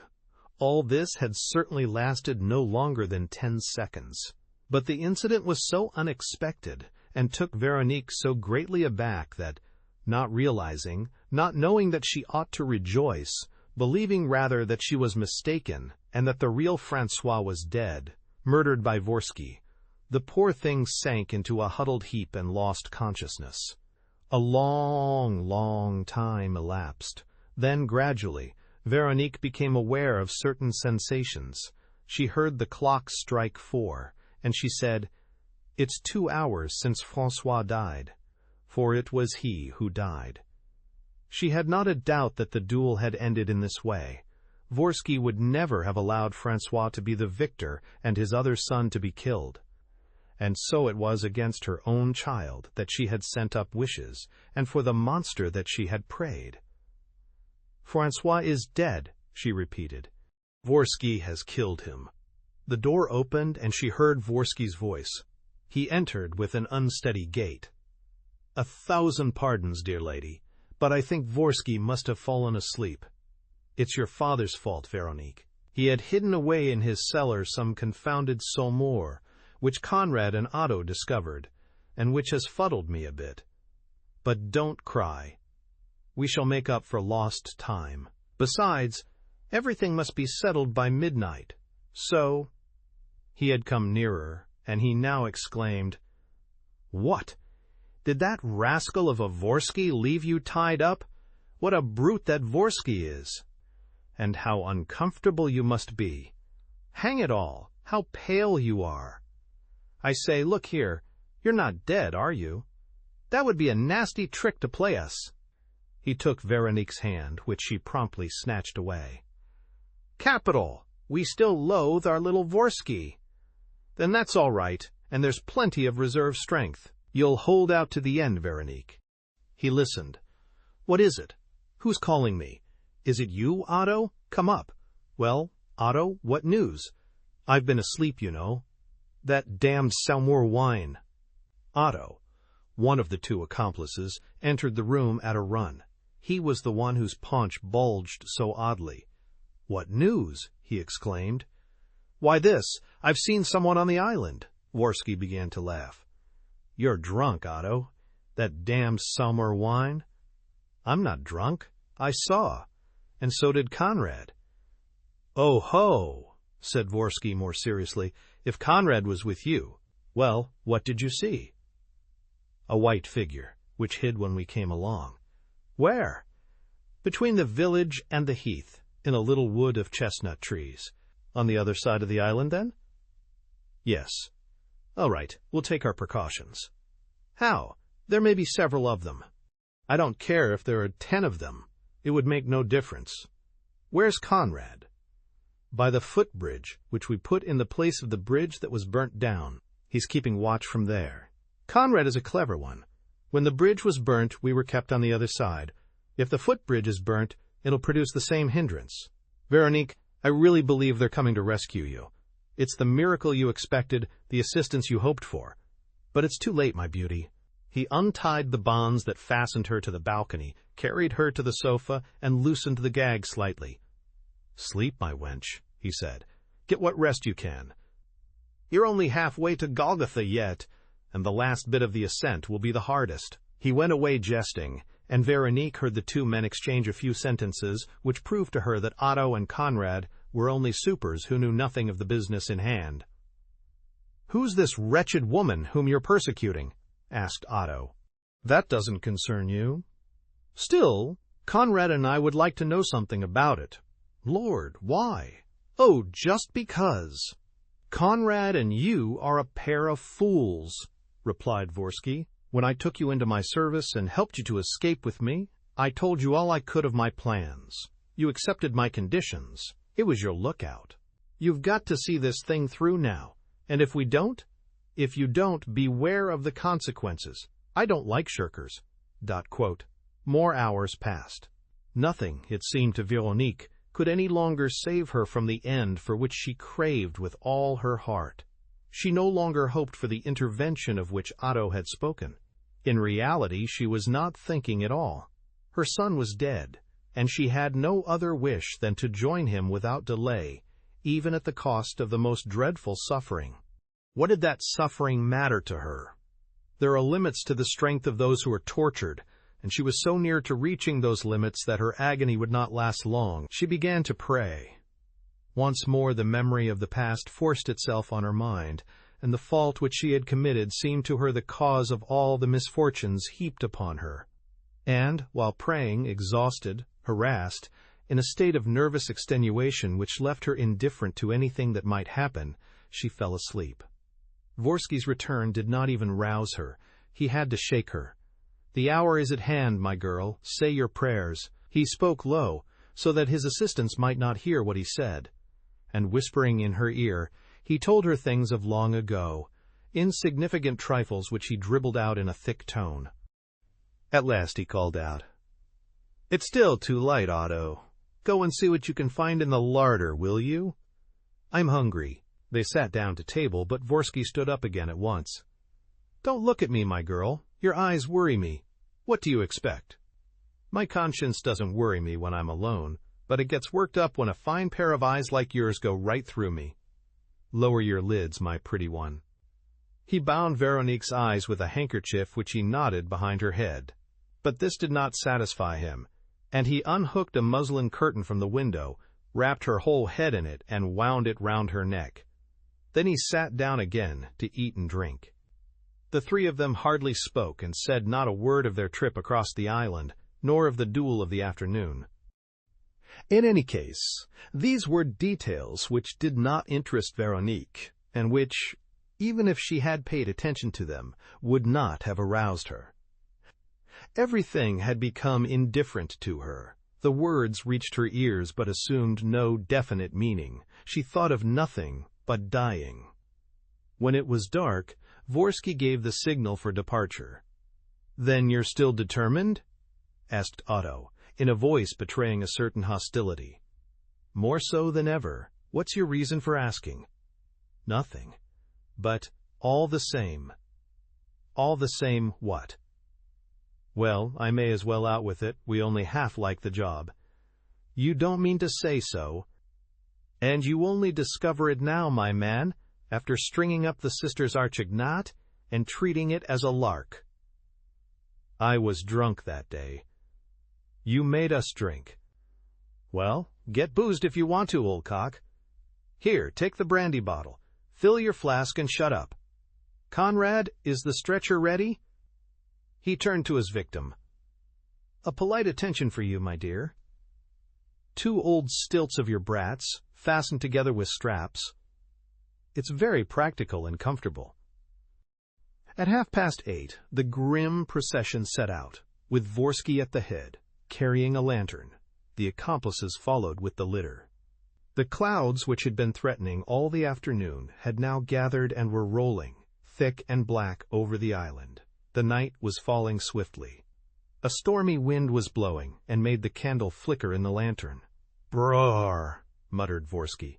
"Dismal work, a regular Golgotha evening." He swerved and grunted at the sight of a little black shape bounding along by his side. "What's that? Look! It's a dog, isn't it?" "It's the boy's mongrel," said Otto. "Oh, of course, the famous All's Well. The brute's come in the nick of time. Everything's going jolly well. Just wait a bit, you mangy beast." He aimed a kick at the dog.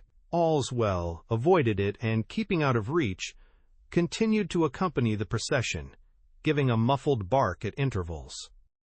It was a rough ascent, and every moment one of the three men, leaving the invisible path that skirted the grass in front of the house and led to the open space by the ferries, dolmen, tripped in the brambles or in the runners of ivy.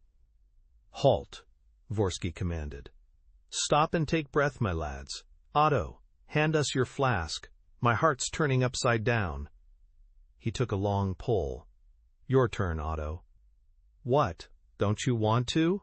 What's the matter with you?"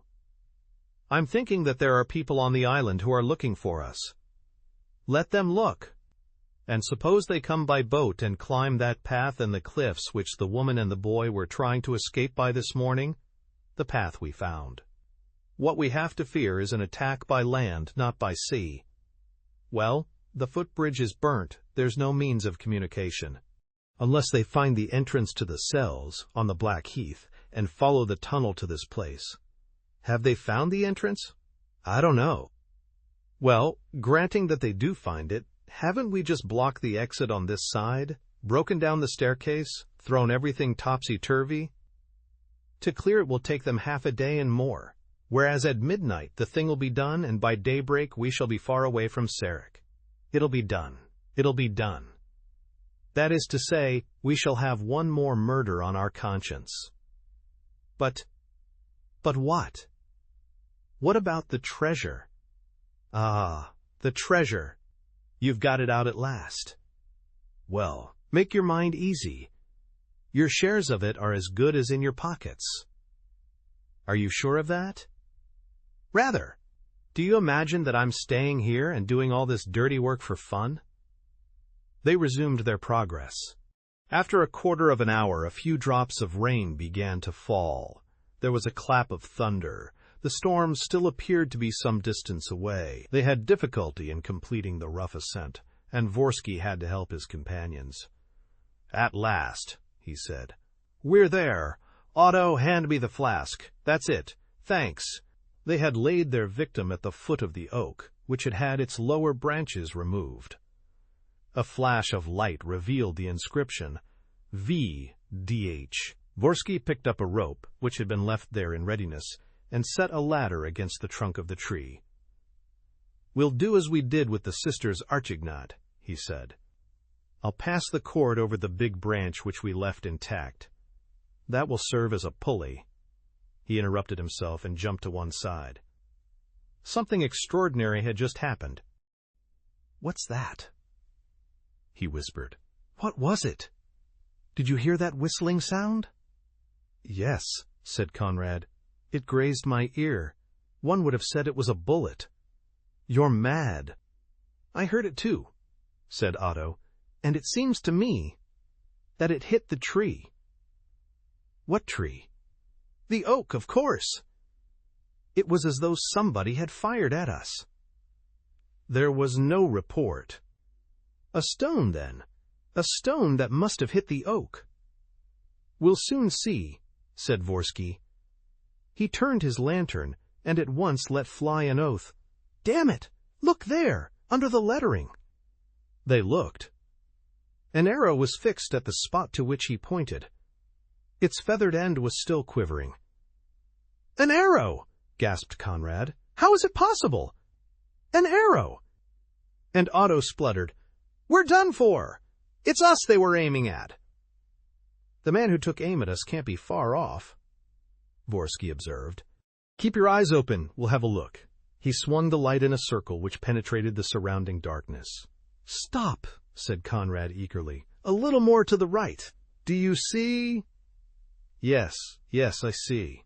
30 yards from where they stood, in the direction of the Calvary of the Flowers, just beyond the blasted oak, they saw something white, a figure which was trying, at least so it seemed, to hide behind a clump of bushes. "Not a word, not a movement," Vorsky ordered.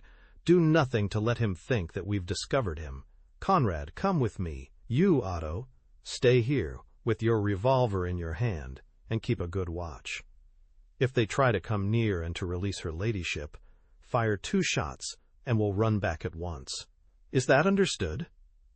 "Quite." Vorsky bent over Veronique and loosened the veil slightly. Her eyes and mouth were still concealed by their bandages. She was breathing with difficulty. The pulse was weak and slow. "We have time," he muttered, "but we must hurry if we want her to die according to plan. In any case, she doesn't seem to be in pain. She has lost all consciousness." He put down the lantern, and then softly, followed by his assistant, stole towards the white figure, both of them choosing the places where the shadow was densest. But he soon became aware, on the one hand, that the figure, which had seemed stationary, was moving as he himself moved forward, so that the space between them remained the same, and, on the other hand, that it was escorted by a small black figure frisking by its side. "It's that filthy mongrel," growled Vorsky. He quickened his pace. The distance did not decrease. He ran. The figure in front of him ran likewise, and the strangest part of it was that they heard no sound of leaves disturbed or of ground trampled by the mysterious person running ahead of them. "Damn it!" swore Vorsky. "He's laughing at us. Suppose we fired at him, Conrad?" "He's too far. The bullets wouldn't reach him." "All the same, we're not going to." The unknown individual led them to the end of the island, and then down to the entrance of the tunnel, passed close to the priory, skirted the west cliff, and reached the footbridge, some of the planks of which were still smoldering. Then he branched off, passed back by the other side of the house, and went up the grassy slope. From time to time the dog barked gaily. Vorsky could not control his rage. However hard he tried, he was unable to gain an inch of ground, and the pursuit had lasted 15 minutes. He ended by vituperating the enemy. "Stop, can't you? Show yourself a man. What are you trying to do? Lead us into a trap? What for? Is it her ladyship you're trying to save? It's not worthwhile in the state she's in. Oh, you damned smart bounder, if I could only get hold of you." Suddenly Conrad seized him by the skirt of his robe. "What is it, Conrad?" "Look. He seems to be stopping." As Conrad suggested, the white figure for the first time was becoming more and more clearly visible in the darkness, and they were able to distinguish, through the leaves of a thicket, its present attitude, with the arms slightly opened, the back bowed, the legs bent and apparently crossed on the ground. "He must have fallen," said Conrad. Vorsky, after running forward, shouted, "Am I to shoot, you scum? I've got the drop on you. Hands up or I fire." Nothing stirred. "It's your own lookout. If you show fight, you're a dead man. I shall count 3 and fire." He walked to 20 yards of the figure and counted with outstretched arm. 1, 2. "Are you ready, Conrad? Fire!" The 2 bullets were discharged at the same time. There was a cry of distress. The figure seemed to collapse. The 2 men rushed forward. "Ah, now you've got it, you rascal! I'll show you the stuff that Vorsky's made of. You've given me a pretty run, you oaf. Well, your account's settled."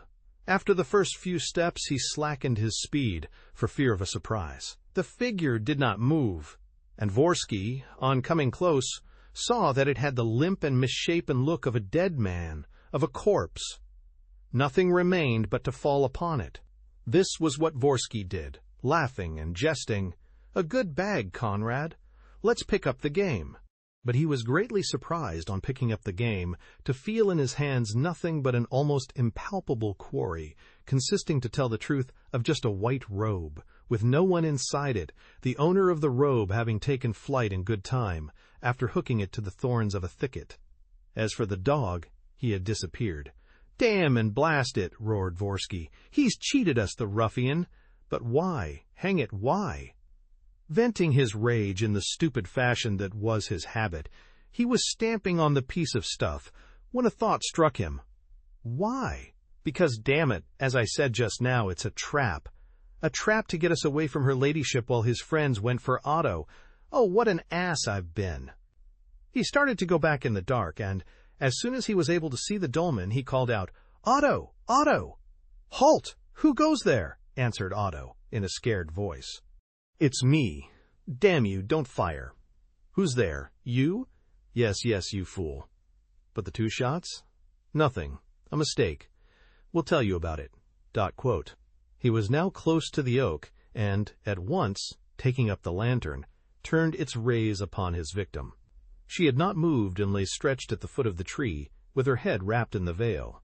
"Ah," he said, "I breathe again. Hang it, how frightened I was." "Frightened of what?" "Of their taking her from us, of course." "Well, wasn't I here?" "Oh, you've got no more pluck than a louse, and if they had gone for you, I should have fired. At any rate, you'd have heard the signal." "Maybe." "Well, did nothing happen?" "Nothing at all. Her ladyship didn't carry on too much. She did at first. She moaned and groaned under her hood, until I lost all patience." "And then?" "Oh, then! It didn't last long. I stunned her with a good blow of my fist." "You brute!" exclaimed Vorsky. "If you've killed her, you're a dead man." He plumped down and glued his ear to his unfortunate victim's breast. "No," he said presently, "her heart is still beating, but that may not last long. To work, lads. It must all be over in 10 minutes. Chapter 13. Eloi, Eloi, Lama Sabachthani. The preparations were soon made, and Vorsky himself took an active part in them. Resting the ladder against the trunk of the tree, he passed one end of the rope round his victim and the other over one of the upper branches. Then, standing on the bottom rung, he instructed his accomplices. "Here, all you've got to do now is to pull. Get her on her feet first, and one of you keep her from falling." He waited a moment, but Otto and Conrad were whispering to each other, and he exclaimed, "Look here, hurry up, will you? Remember, I'm making a pretty easy target, if they took it into their heads to send a bullet or an arrow at me.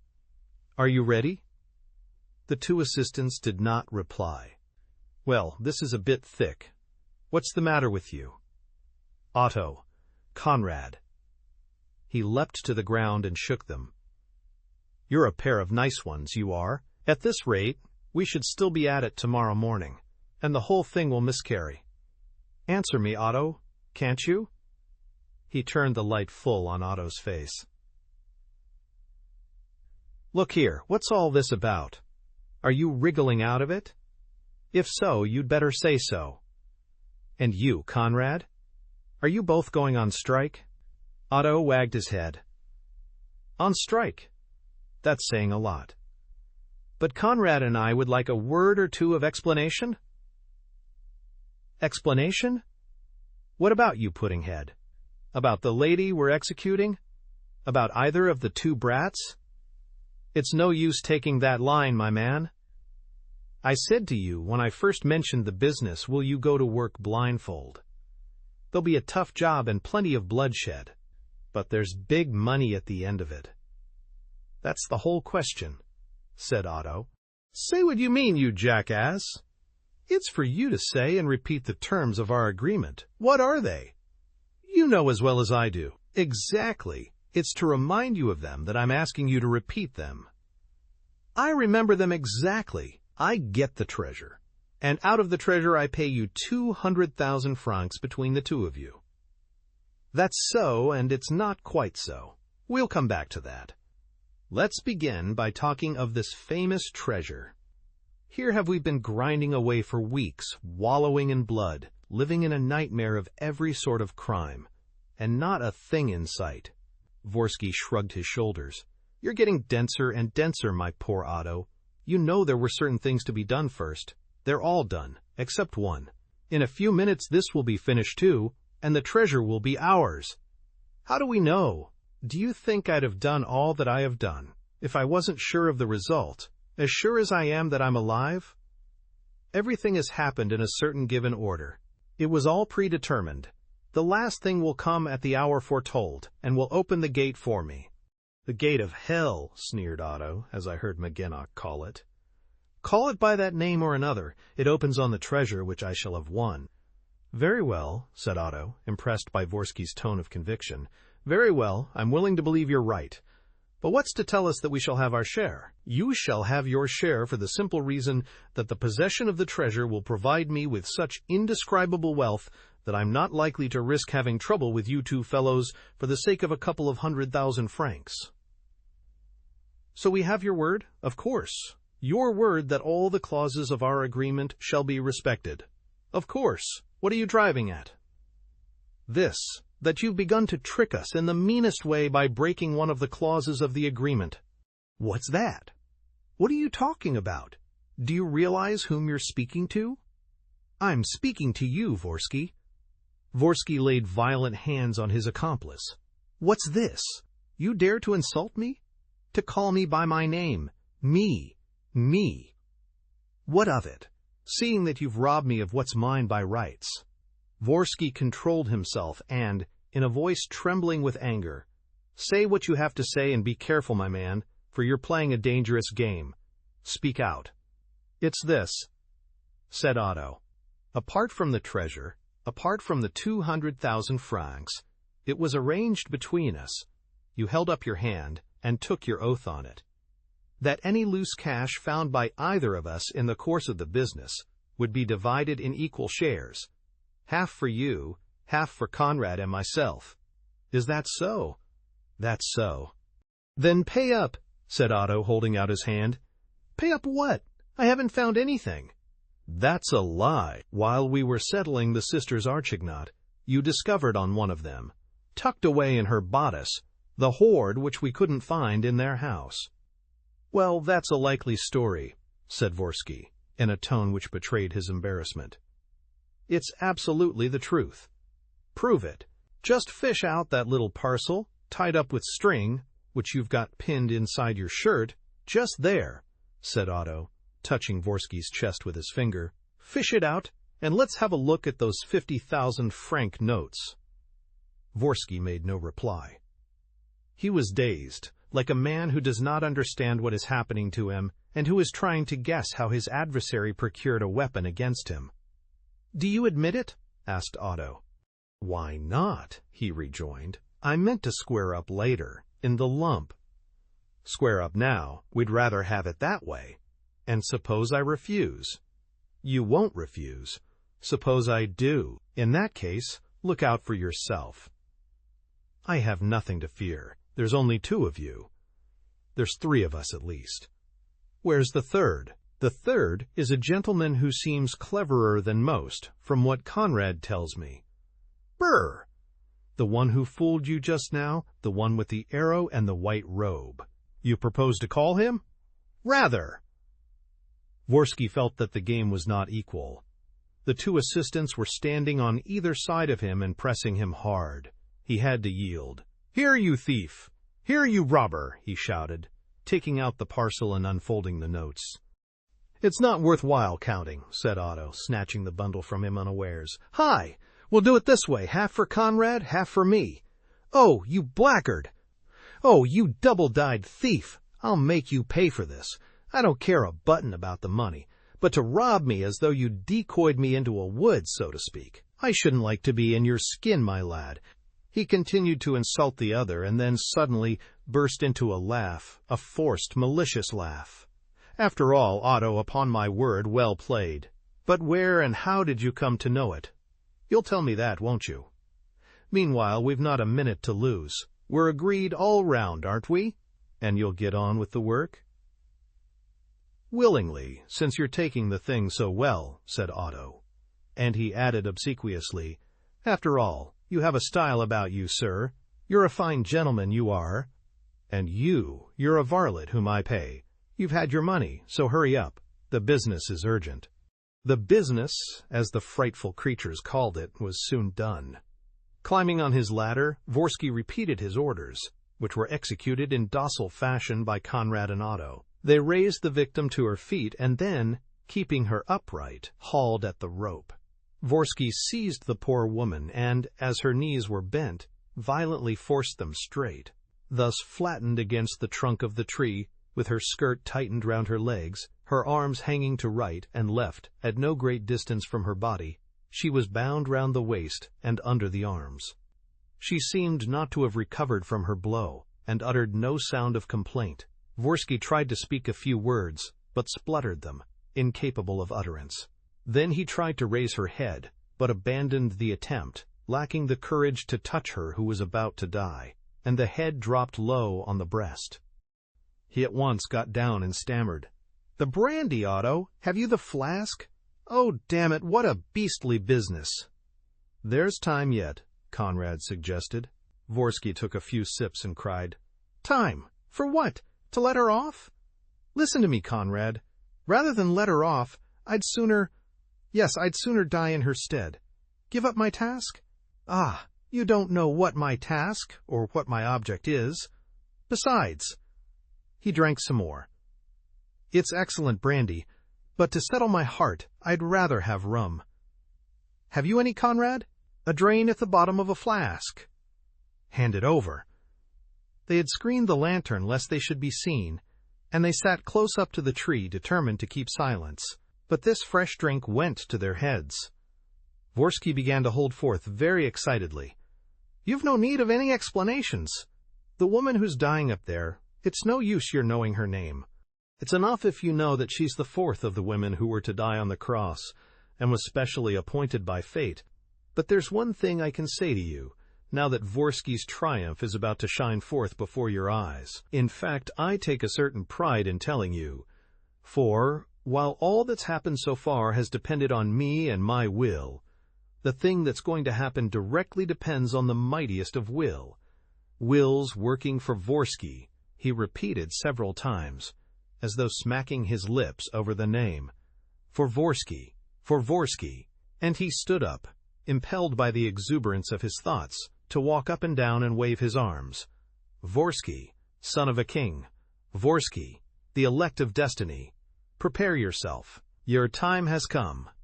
Either you are the lowest of adventurers and the guiltiest of all the great criminals died in the blood of their fellow men, or else you are really the inspired prophet whom the gods crown with glory. A superman or a highwayman, that is fate's decree. The last heartbeats of the sacred victim sacrificed to the gods are marking the supreme seconds. Listen to them, you two." Climbing the ladder, he tried to hear those poor beats of an exhausted heart, but the head, drooping to the left, prevented him from putting his ear to the breast, and he dared not touch it. The silence was broken only by a hoarse and irregular breath. He said in a low whisper, "Veronique, do you hear me? Veronique, Veronique." After a moment's hesitation, "I want you to know it. Yes, I myself am terrified at what I'm doing, but it's fate. You remember the prophecy? Your wife shall die on the cross. Why, your very name, Veronique, demands it. Remember Saint Veronica wiping Christ's face with a handkerchief and the Savior's sacred image remaining on the handkerchief? Veronique, you can hear me, surely. Veronique." He ran down hurriedly, snatched the flask of rum from Conrad's hands, and emptied it at a draught. He was now seized with a sort of delirium which made him rave for a few moments in a language which his accomplices did not understand. Then he began to challenge the invisible enemy, to challenge the gods, to hurl forth imprecations and blasphemies. Vorsky is the mightiest of all men. Vorsky governs fate. The elements and the mysterious powers of nature are compelled to obey him. Everything will fall out as he has determined, and the great secret will be declared to him in the mystic forms and according to the rules of the Kabbalah. Vorsky is awaited as the prophet. Vorsky will be welcomed with cries of joy and ecstasy, and one whom I know not, one whom I can only half see, will come to meet him with palms and benedictions. Let the unknown make ready. Let him arise from the darkness and ascend from hell, Here stands Vorsky, to the sound of bells, to the singing of alleluias. Let the fateful sign be revealed upon the face of the heavens, while the earth opens and sends forth whirling flames. He fell silent, as though he had descried in the air the signs which he foretold. The hopeless death rattle of the dying woman sounded from overhead. The storm growled in the distance, and the black clouds were rent by lightning. All nature seemed to be responding to the ruffian's appeal. His grandiloquent speech and his play-acting made a great impression on the two accomplices. "He frightens me," Otto muttered. "It's the rum," Conrad replied. "But all the same he's foretelling terrible things." "Things which prowl round us," shouted Vorsky, whose ears noticed the least sound. "Things which make part of the present moment, and have been bequeathed to us by the pageant of the centuries. It's like a prodigious childbirth, and I tell the two of you, you will be the amazed witnesses of these things.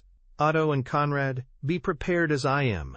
The earth will shake, and at the very spot where Vorsky is to win the Godstone, a column of fire will rise up to the sky." "He doesn't know what he's saying," mumbled Conrad. "And there he is on the ladder again," whispered Otto. "It'll serve him right if he gets an arrow through him." But Vorsky's exaltation knew no bounds. The end was at hand. Extenuated by pain, the victim was in her death agony, beginning very low so as to be heard by none save her. But raising his voice gradually, Vorsky said, Veronique, Veronique, you are fulfilling your mission. You are nearing the top of the ascent. All honor to you. You deserve a share in my triumph. All honor to you. Listen, you hear it already, don't you? The artillery of the heavens is drawing near. My enemies are vanquished. You can no longer hope for rescue. Here is the last beat of your heart. Here is your last cry. Eloi, Eloi, Lama Sabachthani? My God, why hast thou forsaken me? He screamed with laughter, like a man laughing at the most riotous adventure. Then came silence. The roars of thunder ceased. Vorsky bent forward and suddenly from the top of the ladder shouted, Eloi, Eloi, Lama Sabachthani! The gods have forsaken her. Death has done its work. The last of the four women is dead. Veronique is dead. He was silent once again and then roared twice over, Veronique is dead! Veronique is dead! Once again there was a great, deep silence. And all of a sudden the earth shook, not with a vibration produced by the thunder, but with a deep inner convulsion, which came from the very bowels of the earth and was repeated several times, like a noise re-echoing through the woods and hills. And almost at the same time, close by, at the other end of the semicircle of oaks, a fountain of fire shot forth and rose to the sky, in a whirl of smoke in which flared red, yellow, and violet flames. Vorsky did not speak a word. His companions stood aghast. One of them stammered, It's the old rotten oak, the one which has already been struck by lightning. Though the fire had disappeared almost instantly, the three men retained the fantastic vision of the old oak, all aglow, vomiting flames, and smoke of many colors. This is the entrance leading to the Godstone, said Vorsky solemnly. Destiny has spoken, as I said it would, and it has spoken at the bidding of me, who was once its servant, and who am now its master. He advanced, carrying the lantern. They were surprised to see that the tree showed no trace of fire, and that the mass of dry leaves, held as in a bowl where a few lower branches were outspread, had not caught fire. Yet another miracle, said Vorsky. It is all an inconceivable miracle. What are we going to do? Asked Conrad. Go in by the entrance revealed to us.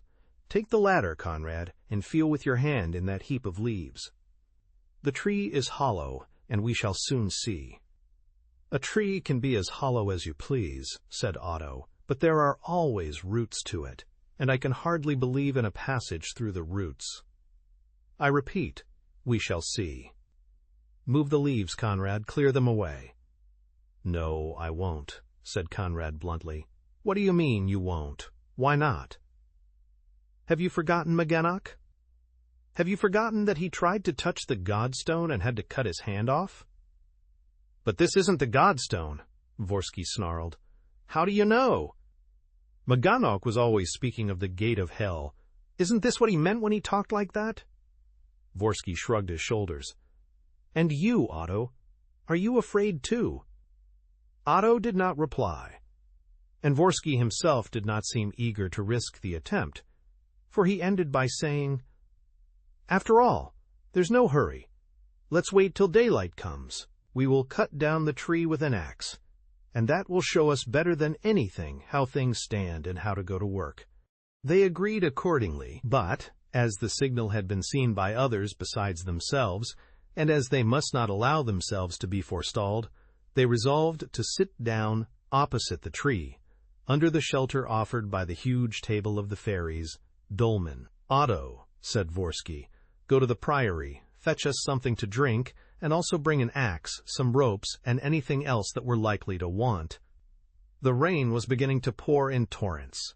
They settled themselves under the dolmen, and each in turn kept watch while the other slept. Nothing happened during the night. The storm was very violent. They could hear the waves roaring. Then gradually everything grew quiet. At daybreak they attacked the oak tree, which they soon overthrew by pulling upon the ropes. They now saw that, inside the tree itself, amid the rubbish and the dry rot, a sort of trench had been dug, which extended through the mass of sand and stones packed about the roots. They cleared the ground with a pickaxe. Some steps at once came into sight. There was a sudden drop of earth, and they saw a staircase which followed a perpendicular wall and led down into the darkness. They threw the light of their lantern before them. A cavern opened beneath their feet. Vorsky was the first to venture down. The others followed him cautiously. The steps, which at first consisted of earthen stairs reinforced by flints, were presently hewn out of the rock. The cave which they entered was in no way peculiar and seemed rather to be a vestibule. It communicated, in fact, with a sort of crypt, which had a vaulted ceiling and walls of rough masonry of unmortared stones. All around, like shapeless statues, stood 12 small menhirs, each of which was surmounted by a horse's skull. Vorsky touched one of these skulls. It crumbled into dust. No one has been to this crypt, he said, for 20 centuries. We are the first men to tread the floor of it, the first to behold the traces of the past which it contains, he added with increasing emphasis. It is the mortuary chamber of a great chieftain. They used to bury his favorite horses with him, and his weapons, too. Look, here are axes and a flint knife, and we also find the remains of certain funeral rites, as this piece of charcoal shows, and over there, those charred bones. His voice was husky with emotion. He muttered, I'm the first to enter here. I was expected. A whole world awakens at my coming. Conrad interrupted him.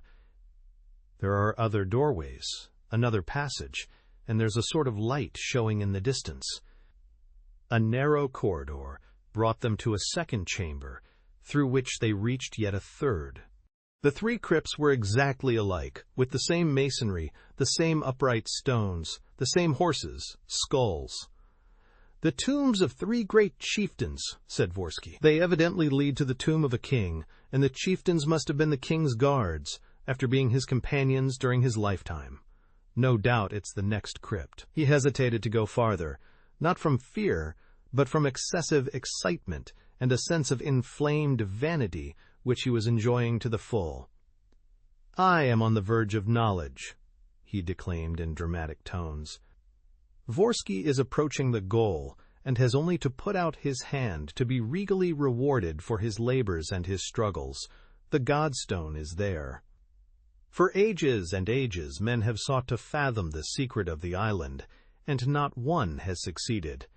Vorsky came, and the Godstone is his. So let it show itself to me, and give me the promised power. There is nothing between it and Vorsky, nothing but my will, and I declare my will. The prophet Susem has risen out of the night. He is here. If there be, in this kingdom of the dead, a shade whose duty it is to lead me to the divine stone and place the golden crown upon my head, let that shade arise. Here stands Vorsky. He went in. The fourth room was much larger and shaped like a dome with a slightly flattened summit. In the middle of the flattened part was a round hole, no wider than the hole left by a very small flue, and from it there fell a shaft of half-veiled light which formed a very plainly defined disk on the floor. The center of this disk was occupied by a little block of stones set together, and on this block, as though purposely displayed, lay a metal rod. In other respects, this crypt did not differ from the first three. Like them, it was adorned with menhirs and horses' heads. Like them, it contained traces of sacrifices. Vorsky did not take his eyes off the metal rod. Strange to say, the metal gleamed as though no dust had ever covered it. He put out his hand. "No, no," said Conrad, quickly. "Why not? It may be the one Maginot touched and burnt his hand with. You're mad. Still, oh, I'm not afraid of anything," Vorsky declared, taking hold of the rod. It was a leaden scepter, very clumsily made, but nevertheless revealing a certain artistic intention. Round the handle was a snake, here encrusted in the lead, there standing out in relief. Its huge, disproportionate head formed the pommel and was studded with silver nails and little green pebbles transparent as emeralds. "Is it the god stone?" Vorsky muttered. He handled the thing and examined it all over with respectful awe, and he soon observed that the pommel shifted almost loose. He fingered it, turned it to the left, to the right, until at length it gave a click and the snake's head became unfastened. There was a space inside, containing a stone, a tiny, pale red stone, with yellow streaks that looked like veins of gold. "It's the godstone, it's the godstone," said Vorsky, greatly agitated. "Don't touch it," Conrad repeated, filled with alarm. "What burnt Mgwenek will not burn me," replied Vorsky solemnly. And in bravado, swelling with pride and delight, he kept the mysterious stone in the hollow of his hand, which he clenched with all his strength. "Let it burn me! I will let it! Let it sear my flesh! I shall be glad if it will!" Conrad made a sign to him and put his finger to his lips. "What's the matter?" asked Vorsky. "Do you hear anything?" "Yes," said the other. "So do I," said Otto. What they heard was a rhythmical, measured sound, which rose and fell and made a sort of irregular music. "Why, it's close by," mumbled Vorsky. "It sounds as if it were in the room." It was in the room, as they soon learnt for certain, and there was no doubt that the sound was very like a snore. Conrad, who had ventured on this suggestion, was the first to laugh at it, but Vorsky said, "Upon my word, I'm inclined to think you're right. It is a snore." "There must be someone here, then?" "It comes from over there," said Otto, "from that corner in the dark." The light did not extend beyond the menhirs. Behind each of them opened a small, shadowy chapel. Vorsky turned his lantern into one of these, and at once uttered a cry of amazement. "Someone! Yes, there is someone. Look!" The two accomplices came forward. On a heap of rubble, piled up in an angle of the wall, a man lay sleeping, an old man with a white beard and long white hair. 1,000 wrinkles furrowed the skin of his face and hands. There were blue rings round his closed eyelids. At least a century must have passed over his head. He was dressed in a patched and torn linen robe, which came down to his feet. Round his neck and hanging over his chest was a string of those sacred beads, which the Gauls called serpents, eggs, and which are actually sea eggs or sea urchins. Within reach of his hand was a handsome jadeite axe covered with illegible symbols. On the ground, in a row, lay sharp-edged flints, some large, flat rings, 2 eardrops of green jasper, and 2 necklaces of fluted blue enamel. The old man went on snoring. Vorsky muttered, "The miracle continues. It's a priest like those of the olden time, of the time of the Druids." "And then?" asked Otto. "Why, then he's waiting for me," Conrad expressed his brutal opinion. "I suggest we break his head with his axe." But Vorsky flew into a rage. "If you touch a single hair of his head, you're a dead man." Still what? He may be an enemy. He may be the one whom we were pursuing last night. Remember, the white robe." "You're the biggest fool I ever met. Do you think that, at his age, he could have kept us on the run like that?" He bent over and took the old man gently by the arm, saying, "Wake up! It's I!" There was no answer. "The man did not wake up," Vorsky insisted. The man moved on his bed of stones, mumbled a few words, and went to sleep again. Vorsky, growing a little impatient, renewed his attempts, but more vigorously, and raised his voice. "I say, what about it? We can't hang about all day, you know. Come on." He shook the old man more roughly. The man made a movement of irritation, pushed away his importunate visitor, clung to sleep a few seconds longer, and in the end turned round wearily and in an angry voice growled, "Oh, rats!" Chapter 14. The Ancient Druid. The 3 accomplices, who were perfectly acquainted with all the niceties of the French language and familiar with every slang phrase, did not for a moment mistake the true sense of that unexpected exclamation. They were astounded. Vorsky put the question to Conrad and Otto. "Eh? What does he say?" "What you heard—" "That's right," said Otto. Vorsky ended by making a fresh attack on the shoulder of the stranger, who turned on his couch, stretched himself, yawned, seemed to fall asleep again, and suddenly admitting himself defeated, half sat up and shouted, "When you've quite finished, please! Can't a man have a quiet snooze these days, in this beastly hole?" A ray of light blinded his eyes, and he spluttered in alarm. "What is it? What do you want with me?" Vorsky put down his lantern on a projection in the wall, and the face now stood clearly revealed. The old man, who had continued to vent his ill temper in incoherent complaints, looked at his visitor, became gradually calmer, even assumed an amiable and almost smiling expression, and, holding out his hand, exclaimed, "Well, I never! Why, it's you, Vorsky! How are you, old bean?" Vorsky gave a start.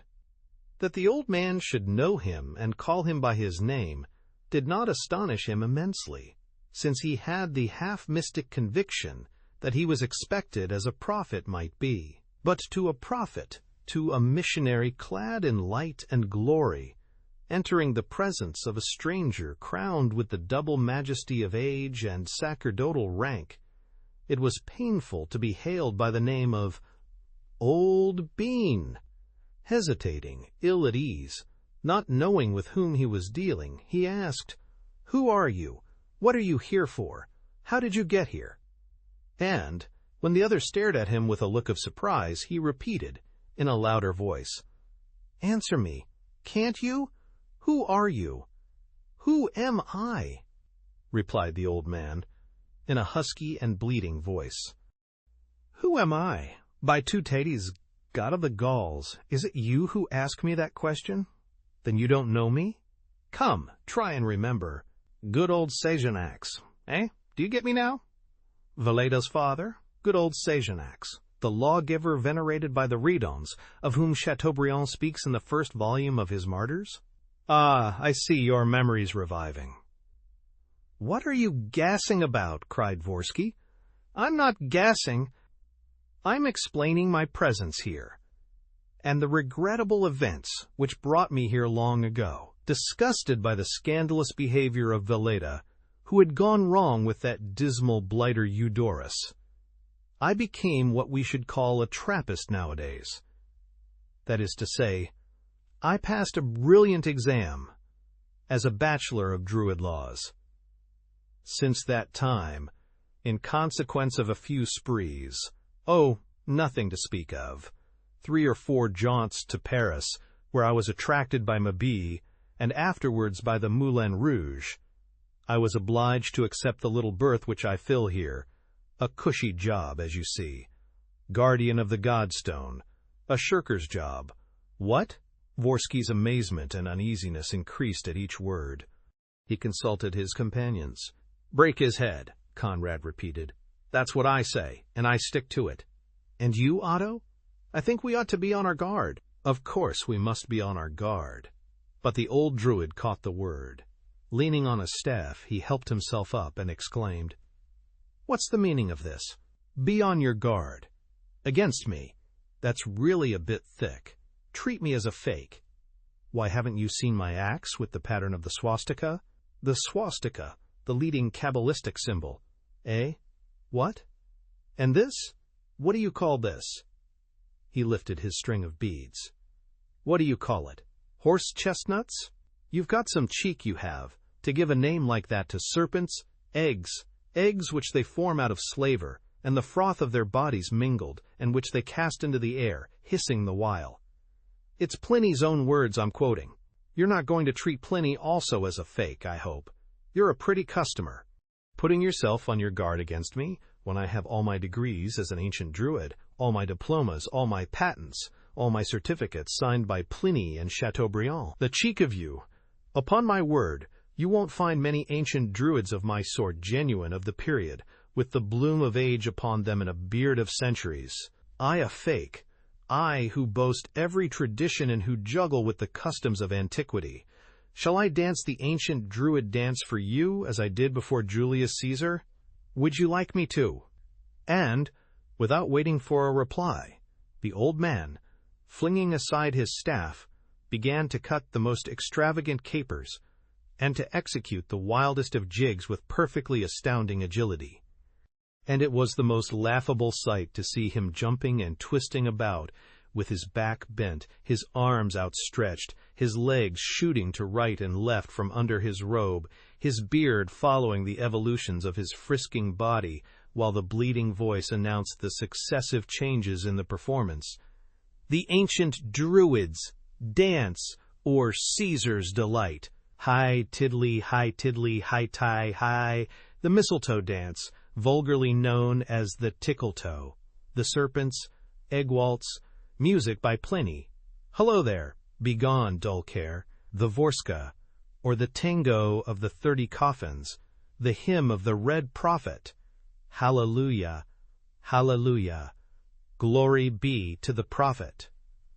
He continued his furious jig a little longer, and then suddenly halted before Vorsky, and, in a solemn tone, said, Enough of this prattle. Let us talk seriously. I am commissioned to hand you the Godstone. Now that you are here, are you ready to take delivery of the goods? The three accomplices were absolutely flabbergasted. Vorsky did not know what to do, was unable to make out who the infernal fellow was. Oh, shut up, he shouted angrily. What do you want? What's your object? What do you mean, my object? I've just told you, to hand you the Godstone. But by what right? In what capacity? The ancient Druid nodded his head. Yes, I see what you're after. Things are not happening in the least as you thought they would. Of course, you came here feeling jolly spry, glad and proud of the work you had done. Just think. Furnishings for 30 coffins, 4 women crucified, shipwrecks, hands steeped in blood, murders galore. Those things are no small beer, and you were expecting an imposing reception with an official ceremony, solemn pomp and state, antique choirs, processions of bards and minstrels, human sacrifices and whatnot, the whole Gallic bag of tricks, instead of which, a poor beggar of a Druid, snoozing in a corner, who just simply offers you the goods. What a come-down, my lords. Can't be helped, Vorsky. We do what we can, and every man acts according to the means at his disposal. I'm not a millionaire, you know, and I've already advanced you, in addition to the washing of a few white robes, some 30 francs 40 for Bengal lights, fountains of fire, and a nocturnal earthquake. Vorsky started, suddenly understanding and beside himself with rage. What? So it was. Of course it was me. Who did you think it was, St. Augustine? Unless you believed in an intervention of the gods and supposed that they took the trouble last night to send an archangel to the island, arrayed in a white robe, to lead you to the hollow oak. Really, you're asking too much. Vorsky clenched his fists. So the man in white whom he had pursued the night before was no other than this impostor.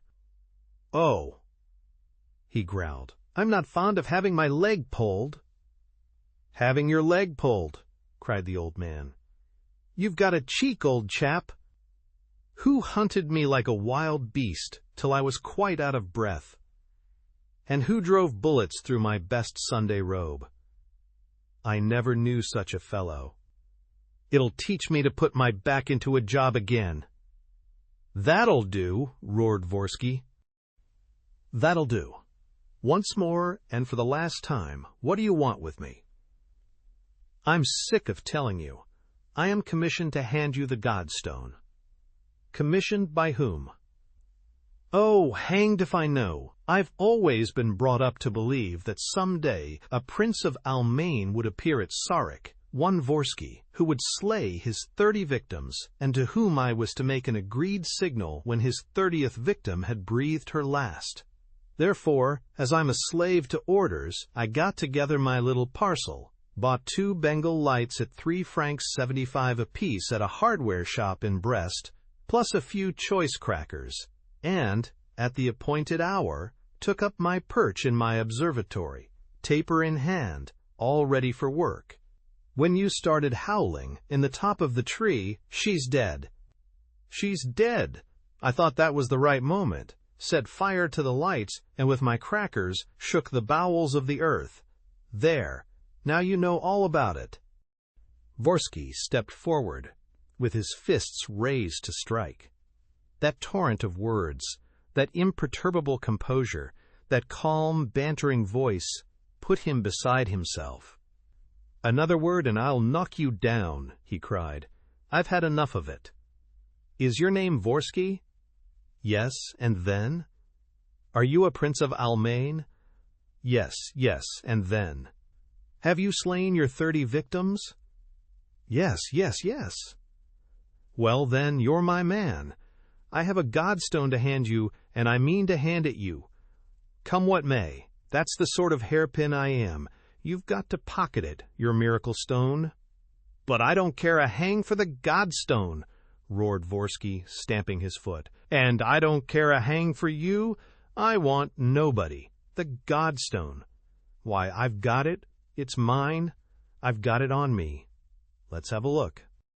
What do you call that? Said Vorsky, taking from his pocket the little stone disc which he had found in the pommel of the scepter. That? Asked the old man with an air of surprise. Where did you get that from? From the pommel of this scepter when I unfastened it. And what do you call it? It's a piece of the Godstone. You're mad. Then what do you say it is? That's a trouser button. A what? A trouser button. How do you make that out? A trouser button with the shaft broken off. A button of the sort which the niggers in the Sahara wear. I've a whole set of them. Prove it, damn you. I put it there. What for? To take the place of the precious stone which Magenach sneaked, the one which burnt him and obliged him to cut off his hand. Vorsky was silent. He was nonplussed. He had no notion what to do next, or how to behave towards this strange adversary. The ancient Druid went up to him and, gently, in a fatherly voice, No, my lad, he said, you can't do without me, you see. I alone hold the key of the safe and the secret of the casket. Why do you hesitate? I don't know you. You baby! If I were suggesting something indelicate and incompatible with your honor, I could understand your scruples. But my offer is one of those which can't offend the nicest conscience. Well, is it a bargain? No, not yet. But by Tutates, what more do you want, you unbelieving Vorsky? A miracle, perhaps? Lord, why didn't you say so before? Miracles, forsooth. I turn, am out 13 to the dozen. I work a little miracle before breakfast every morning. Just think, a druid. Miracles? Why, I've got my shop full of them. I can't find room to sit down for them. Where will you try first? Resurrection department? Hair restoring department? Revelation of the future department? You can choose where you like. Look here. At what time did your 30th victim breathe her last? How should I know? 11:52. Your excitement was so great that it stopped your watch. Look and see. It was ridiculous. The shock produced by excitement has no effect on the watch of the man who experiences the excitement. Nevertheless, Vorsky involuntarily took out his watch. It marked 8 minutes to 12. He tried to wind it up. It was broken. The ancient druid, without giving him time to recover his breath and reply, went on. That staggers you, eh? And yet there's nothing simpler for a druid who knows his business. A druid sees the invisible. He does more. He makes anyone else see it if he wants to. Vorsky, would you like to see something that doesn't exist? What's your name? I'm not speaking of your name Vorsky, but of your real name, your governor's name. Silence on that subject, Vorsky commanded. It's a secret I've revealed to nobody. Then why do you write it down? I've never written it down. Vorsky, your father's name is written in red pencil on the 14th page of the little notebook you carry on you. Look and see. Acting mechanically, like an automaton whose movements are controlled by an alien will, Vorsky took from his inside pocket a case containing a small notebook. He turned the pages till he came to the 14th, when he muttered with indescribable dismay, "Impossible! Who wrote this? And you know what's written here? Do you want me to prove it to you? Once more, silence! I forbid you. As you please, old chap. All that I do is meant for your edification, and it's no trouble to me. Once I start working miracles, I simply can't stop. Here's another funny little trick. You carry a locket hanging from a silver chain round your shirt, don't you? Yes, said Vorsky, his eyes blazing with fever. The locket consists of a frame, without the photograph which used to be set in it. Yes, a portrait of your mother, I know, and you lost it. Yes, I lost it last year. You mean you think you've lost the portrait? Nonsense, the locket is empty. You think the locket's empty. It's not. Look and see. Still moving mechanically, with his eyes starting from his head, Vorsky unfastened the button of his shirt and pulled out the chain. The locket appeared. There was the portrait of a woman in a round gold frame. It's she, he muttered, completely taken aback. Quite sure? Yes. Then what do you say to it all, eh? There's no fake about it, no deception. The ancient druid's a smart chap. And you're coming with him, aren't you? Yes. Vorsky was beaten. The man had subjugated him. His superstitious instincts, his inherited belief in the mysterious powers, his restless and unbalanced nature, all imposed absolute submission on him. His suspicion persisted, but did not prevent him from obeying. Is it far? He asked. Next door, in the great hall. Otto and Conrad had been the astounded witnesses of this dialogue. Conrad tried to protest, but Vorsky silenced him. If you're afraid, go away. Besides, he added with an affectation of assurance, besides, we shall walk with our revolvers ready. At the slightest alarm, fire. Fire on me? Chuckled the ancient druid. Fire on any enemy, no matter who it may be. Well, you go first, Vorsky. What, won't you? He had brought them to the very end of the crypt, in the darkest shadow, where the lantern showed them a recess hollowed at the foot of the wall and plunging into the rocks in a downward direction. Vorsky hesitated, and then entered. He had to crawl on his hands and knees in this narrow, winding passage, from which he emerged, a minute later, on the threshold of a large hall. The others joined him. The Hall of the Godstone, the ancient druid declared, solemnly. It was lofty and imposing, similar in shape and size to the broad walk under which it lay. The same number of upright stones, which seemed to be the columns of an immense temple, stood in the same place, and formed the same rows as the menhirs on the walk overhead. Stones hewn in the same uncouth way, with no regard for art or symmetry.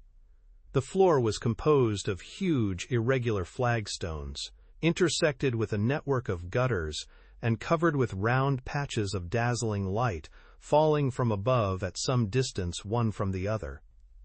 In the center, under McGuinnock's garden, rose a platform of unmortared stones, 14 or 15 feet high, with sides about 20 yards long. On the top was a dolmen with 2 sturdy supports and a long, oval granite table. "Is that it?" asked Vorsky, in a husky voice. Without giving a direct answer, the ancient Druid said, "What do you think of it? They were dabs at building, those ancestors of ours, and what ingenuity they displayed!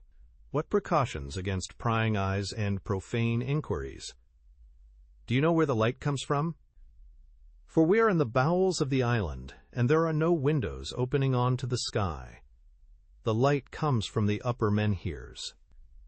They are pierced from the top to bottom with a channel which widens as it goes down, and which sheds floods of light below.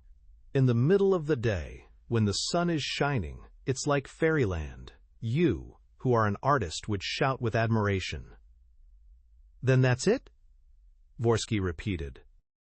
"At any rate, it's a sacred stone," declared the ancient Druid impassively, "since it used to overlook the place of the underground sacrifices, which were the most important of all. But there is another one underneath, which is protected by the dolmen, and which you can't see from here, and that is the one on which the selected victims were offered up. The blood used to flow from the platform and along all these gutters to the cliffs and down to the sea." Vorsky muttered, more and more excited, "Then that's it? If so, let's go on." "No need to stir," said the old man with exasperating coolness. "It's not that one either. There's a third, and to see that one you have only to lift your head a little." "Where? Are you sure?" "Of course. Take a good look." "Above the upper table." "Yes, in the very vault which forms the ceiling, and which is like a mosaic made of great flagstones. You can twig it from here, can't you? A flagstone forming a separate oblong, long and narrow like the lower table, and shaped like it. They might be 2 sisters. But there's only one good one. Stamped with the trademark. ... Vorsky was disappointed. He had expected a more elaborate introduction to a more mysterious hiding place. "Is that the Godstone?" he asked. "Why, it has nothing particular about it." "From a distance, no. But wait till you see it close by. There are colored veins in it, glittering lodes, a special grain. In short, the Godstone. Besides, it's remarkable not so much for its substance as for its miraculous properties." "What are the miracles in question?" asked Vorsky. "It gives life and death, as you know, and it gives a lot of other things." "What sort of things?" "Oh, hang it, you're asking me too much. I don't know anything about it." "How do you mean, you don't know?" The ancient Druid leant over and, in a confidential tone, "Listen, Vorsky," he said, "I confess that I have been boasting a bit, and that my function, though of the greatest importance, keeper of the Godstone, you know, a first-class berth, is limited by a power which, in a manner of speaking, is higher than my own." "What power?" "Veleda's." Vorsky eyed him with renewed uneasiness. "Veleda?" "Yes, or at least the woman whom I call Veleda, the last of the Druidesses. I don't know her real name." "Where is she?" "Here." "Here?" "Yes, on the sacrificial stone. She's asleep." "What, she's asleep?" "She's been sleeping for centuries, since all time. I've never seen her other than sleeping. A chaste and peaceful slumber, like the Sleeping Beauty. Veleda is waiting for him whom the gods have appointed to awake her, and that is—" "Who?" "You, Vorsky, you." Vorsky knitted his brows. What was the meaning of this improbable story, and what was his impenetrable interlocutor driving at? The ancient Druid continued. That seems to ruffle you. Come, there's no reason. Just because your hands are red with blood, and because you have 30 coffins on your mind, why you shouldn't have the right to act as Prince Charming. You're too modest, my young friend. Look here, Valletta is marvelously beautiful. I tell you, hers is a superhuman beauty. Ah, my fine fellow, you're getting excited. What? Not yet? Vorsky hesitated. Really, he was feeling the danger increase around him, and rise like a swelling wave that is about to break. But the old man would not leave him alone. One last word, Vorsky, and I'm speaking low so that your friends shan't hear me. When you wrapped your mother in her shroud, you left on her forefinger, in obedience to her formal wish, a ring which she had always worn, a magic ring made of a large turquoise surrounded by a circle of smaller turquoises set in gold. Am I right? Yes, gasped Vorsky, taken aback. Yes, you're right, but I was alone, and it is a secret which nobody knew. Vorsky, if that ring is on Valletta's finger, will you trust me, and will you believe that your mother, in her grave, appointed Valletta to receive you, that she herself might hand you the miraculous stone? Vorsky was already walking towards the tumulus. He quickly climbed the first few steps. His head passed the level of the platform. Oh, he said, staggering back, the ring is on her finger! Between the two supports of the dolmen, stretched on the sacrificial table and clad in a spotless gown that came down to her feet, lay the druidess. Her body and face were turned the other way, and a veil hanging over her forehead hid her hair. Almost bare, her shapely arm lay along the table. On the forefinger was a turquoise ring. "Is that your mother's ring, all right?" asked the ancient druid. "Yes, there's no doubt about it." Vorsky had hurried across the space between himself and the dolmen, and stooping, almost kneeling, was examining the turquoises. "The number is complete," he whispered.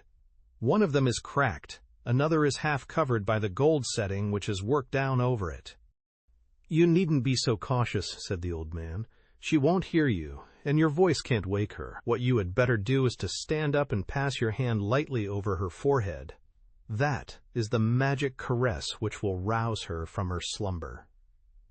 Vorsky stood up. Nevertheless, he hesitated to approach the woman, who inspired him with ungovernable fear and respect. "Don't come any nearer, you two," said the ancient druid, addressing Otto and Conrad. "When Valletta's eyes open, they must rest on no one but Vorsky, and behold no other sight. Well, Vorsky, are you afraid?" "No, I'm not afraid. Only you're not feeling comfortable. It's easier to murder people than to bring them to life, what? Come, show yourself a man. Put aside her veil and touch her forehead. The Godstone is within your reach. Act, and you will be the master of the world." Vorsky acted. Standing against the sacrificial altar, he looked down upon the druidess. He bent over the motionless bust. The white gown rose and fell to the regular rhythm of the breathing. With an undecided hand, he drew back the veil and then stooped lower, so that his other hand might touch the uncovered forehead. But at that moment his action remained, so to speak, suspended, and he stood without moving, like a man who does not understand, but is vainly trying to understand. "Well, what's up, old chap?" exclaimed the druid. "You look petrified. Another squabble? Something gone wrong? Must I come and help you?" Vorsky did not answer. He was staring wildly, with an expression of stupefaction and affright, which gradually changed into one of mad terror. Drops of perspiration trickled over his face. His haggard eyes seemed to be gazing upon the most horrible vision. The old man burst out laughing. "Lord love us, how ugly you are! I hope the last of the druidesses won't raise her divine eyelids and see that hideous mug of yours. Sleep, Valletta, sleep your pure and dreamless sleep." Vorsky stood muttering between his teeth incoherent words which conveyed the menace of an increasing anger. The truth became partly revealed to him in a series of flashes. A word rose to his lips which he refused to utter, as though, in uttering it, he feared lest he should give life to a being who was no more, to that woman who was dead. Yes, dead, though she lay breathing before him. She could not but be dead, because he had killed her. However, in the end and in spite of himself, he spoke, and every syllable cost him intolerable suffering. Veronique. Veronique. So you think she's like her? Chuckled the ancient Druid. Upon my word, maybe you are right. There is a sort of family resemblance. I dare say, if you hadn't crucified the other with your own hands, and if you hadn't yourself received her last breath, you would be ready to swear that the two women are one and the same person, and that Veronique d'Ergemont is alive, and that she's not even wounded, not even a scar, not so much as the mark of the cords round her wrists. But just look, Vorsky, what a peaceful face, what comforting serenity. Upon my word, I'm beginning to believe that you made a mistake, and that it was another woman you crucified. Just think a bit. Hello, you're going to go for me now. Come to my rescue, O Tutedes. The prophet wants to have my blood. Vorsky had drawn himself up, and was now facing the ancient Druid. His features, fashioned for hatred and fury, had surely never expressed more of either than at this moment. The ancient Druid was not merely the man who, for an hour, had been toying with him as with a child. He was the man who had performed the most extraordinary feat, and who suddenly appeared to him as the most ruthless and dangerous foe. A man like that must be got rid of on the spot, since the opportunity presented itself. "I'm done," said the old man. "He's going to eat me up. Crikey, what an ogre! Help! Murder! Help! Oh, look at his iron fingers. He's going to strangle me. Unless he uses a dagger, or a rope. No, a revolver. I prefer that. It's neater. Fire away, Alexis. 2 of the 7 bullets have already made holes in my best Sunday robe. That leaves 5. Fire away, Alexis." Each word aggravated Vorsky's fury. He was eager to get the work over, and he shouted, "Otto! Conrad! Are you ready?" He raised his arm. The 2 assistants likewise took aim. 4 paces in front of them stood the old man, laughingly pleading for mercy. "Please, kind gentlemen, have pity on a poor beggar. I won't do it again." "I'll be a good boy. Kind gentlemen, please." ... Vorsky repeated. "Otto, Conrad, attention. I'm counting 3. 1, 2, 3. Fire!" The 3 shots rang out together. The Druid whirled round with one leg in the air, then drew himself up straight opposite his adversaries, and cried in a tragic voice, "A hit! A palpable hit! Shot through the body! Dead for a ducat! The ancient Druid's kaput! A tragic development! Oh, the poor old Druid who was so fond of his joke!" "Fire!" roared Vorsky. "Shoot, can't you, you idiots? Fire! Fire! Fire!" repeated the Druid. "Bang!